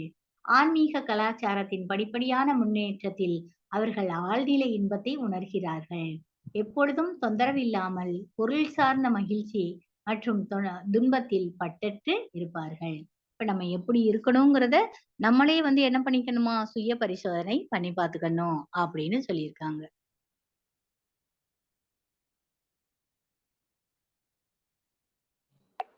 பொருளுரை 2.70 கிருஷ்ண உணர்வில் உள்ள நபர் தன்னில் முழுமை பெற்றிருந்ததால் பகவான் அவனுடைய அனைத்து பௌதிக தேவைகளையும் பூர்த்தி செய்கின்றார். ஆதலால் அந்த நபர் எப்போதும் கடல் போல் நினைந்திருப்பவர். கிருஷ்ண உணர்வில் உள்ள மனிதன் சான்று. புலன் திருப்திக்கான அனைத்து விருப்பங்களையும் இழந்து ஆசை இருந்தாலும் அவர் கடல் போல நிலையான இருப்பதால் பகவானின் தெய்வீகமான சேவையில் திருப்தி அடைகிறார். இதனால் உண்மையான முழு அமைதி அடைந்து அதை அனுபவிக்கிறார். அதற்கு மாறாக புக்தி பலன் பெறும் தொழிலாளர்கள், முக்தி ரட்சிப்பாளர் மற்றும் சித்தி காமி யோகிகள் ஒருபோதும் அமைதியை அடைவதில்லை. ஹரே கிருஷ்ணா. ஹரே கிருஷ்ணா. அப்ப என்ன சொல்லியிருக்காங்க, கடலை பெருங்கடல், நம்மளோட இந்த பெருங்கடல்ல மழை பெய்யற காலத்துல என்ன ஆகுது, மழை பெஞ்சுக்கிட்டே இருக்கு. அந்த மழை தண்ணி எல்லாம் எங்க போகுது, கடலுக்கு தான் போகுது. ஆனாலும் அந்த கடல் அதோட சேப்பு மாறுதா, இல்ல அதுக்கு ஏதாவது மாற்றங்கள் நடக்குதா அப்படின்னா எதுவும் இல்ல. அது எப்பயும் போல நிலையா இருக்கும். அது கரைய தாண்டி உடையிறது இதெல்லாம் இல்லாம எப்பயும் போல அமைதியா இருக்கும் ஒரு கடல். அத மாதிரிதான் ஒரு பக்குவப்பட்ட மனிதன் எப்படி இருப்பான், அந்த கடல் மாதிரி இருப்பான். அவன் எத்தனையோ நதிகள் கூட கடல்ல கலக்கும் இல்லையா? அதனால எல்லாம் அவன் இந்த மாதிரி பௌதீக ஆசைகள் வந்தா கூட அவன் மனம் ரொம்ப அமைதியா மட்டும்தான் இருக்கும் அப்படின்னு கடலோட ஒப்பிட்டிருக்காங்க. கருப்பொருள். உண்மையான ஆசையின்மை தலம். பக்தி யோகத்தின் செயல்பாடுகள் தவறான அகங்காரத்தில் இருந்தும் உரிமையாளரின் உணர்வில் இருந்தும் விடுபடுகின்றன. இதனால் ஒருவர் உண்மையான அமைதியை அடைய முடியும். உண்மையான ஆசையின்மை கிருஷ்ணனின் திருப்திக்கான ஆசைகளை ஒழிப்பதற்கான செயற்கை முயற்சி அல்ல.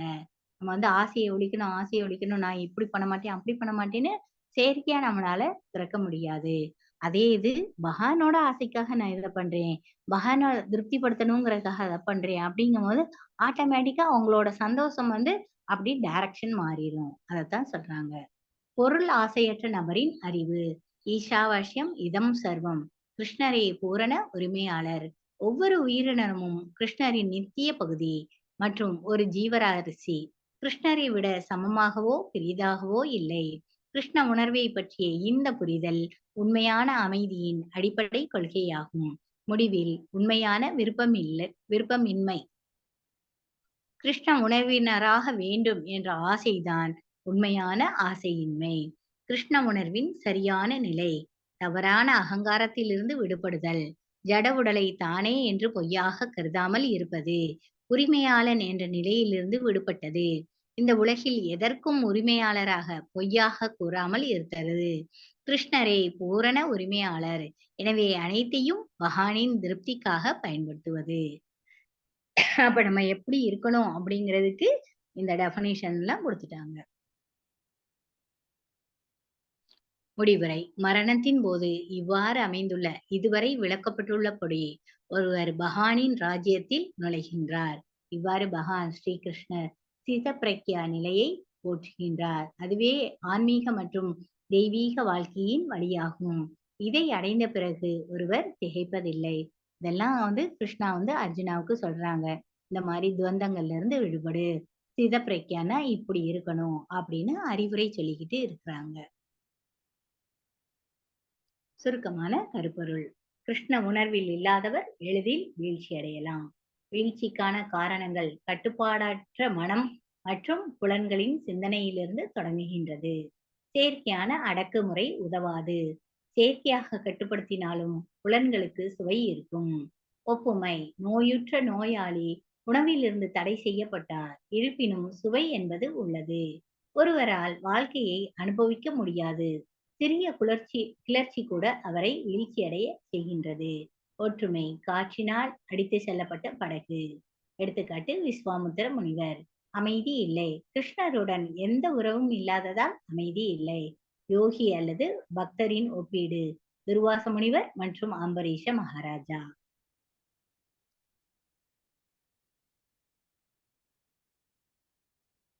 ஹரே கிருஷ்ணா.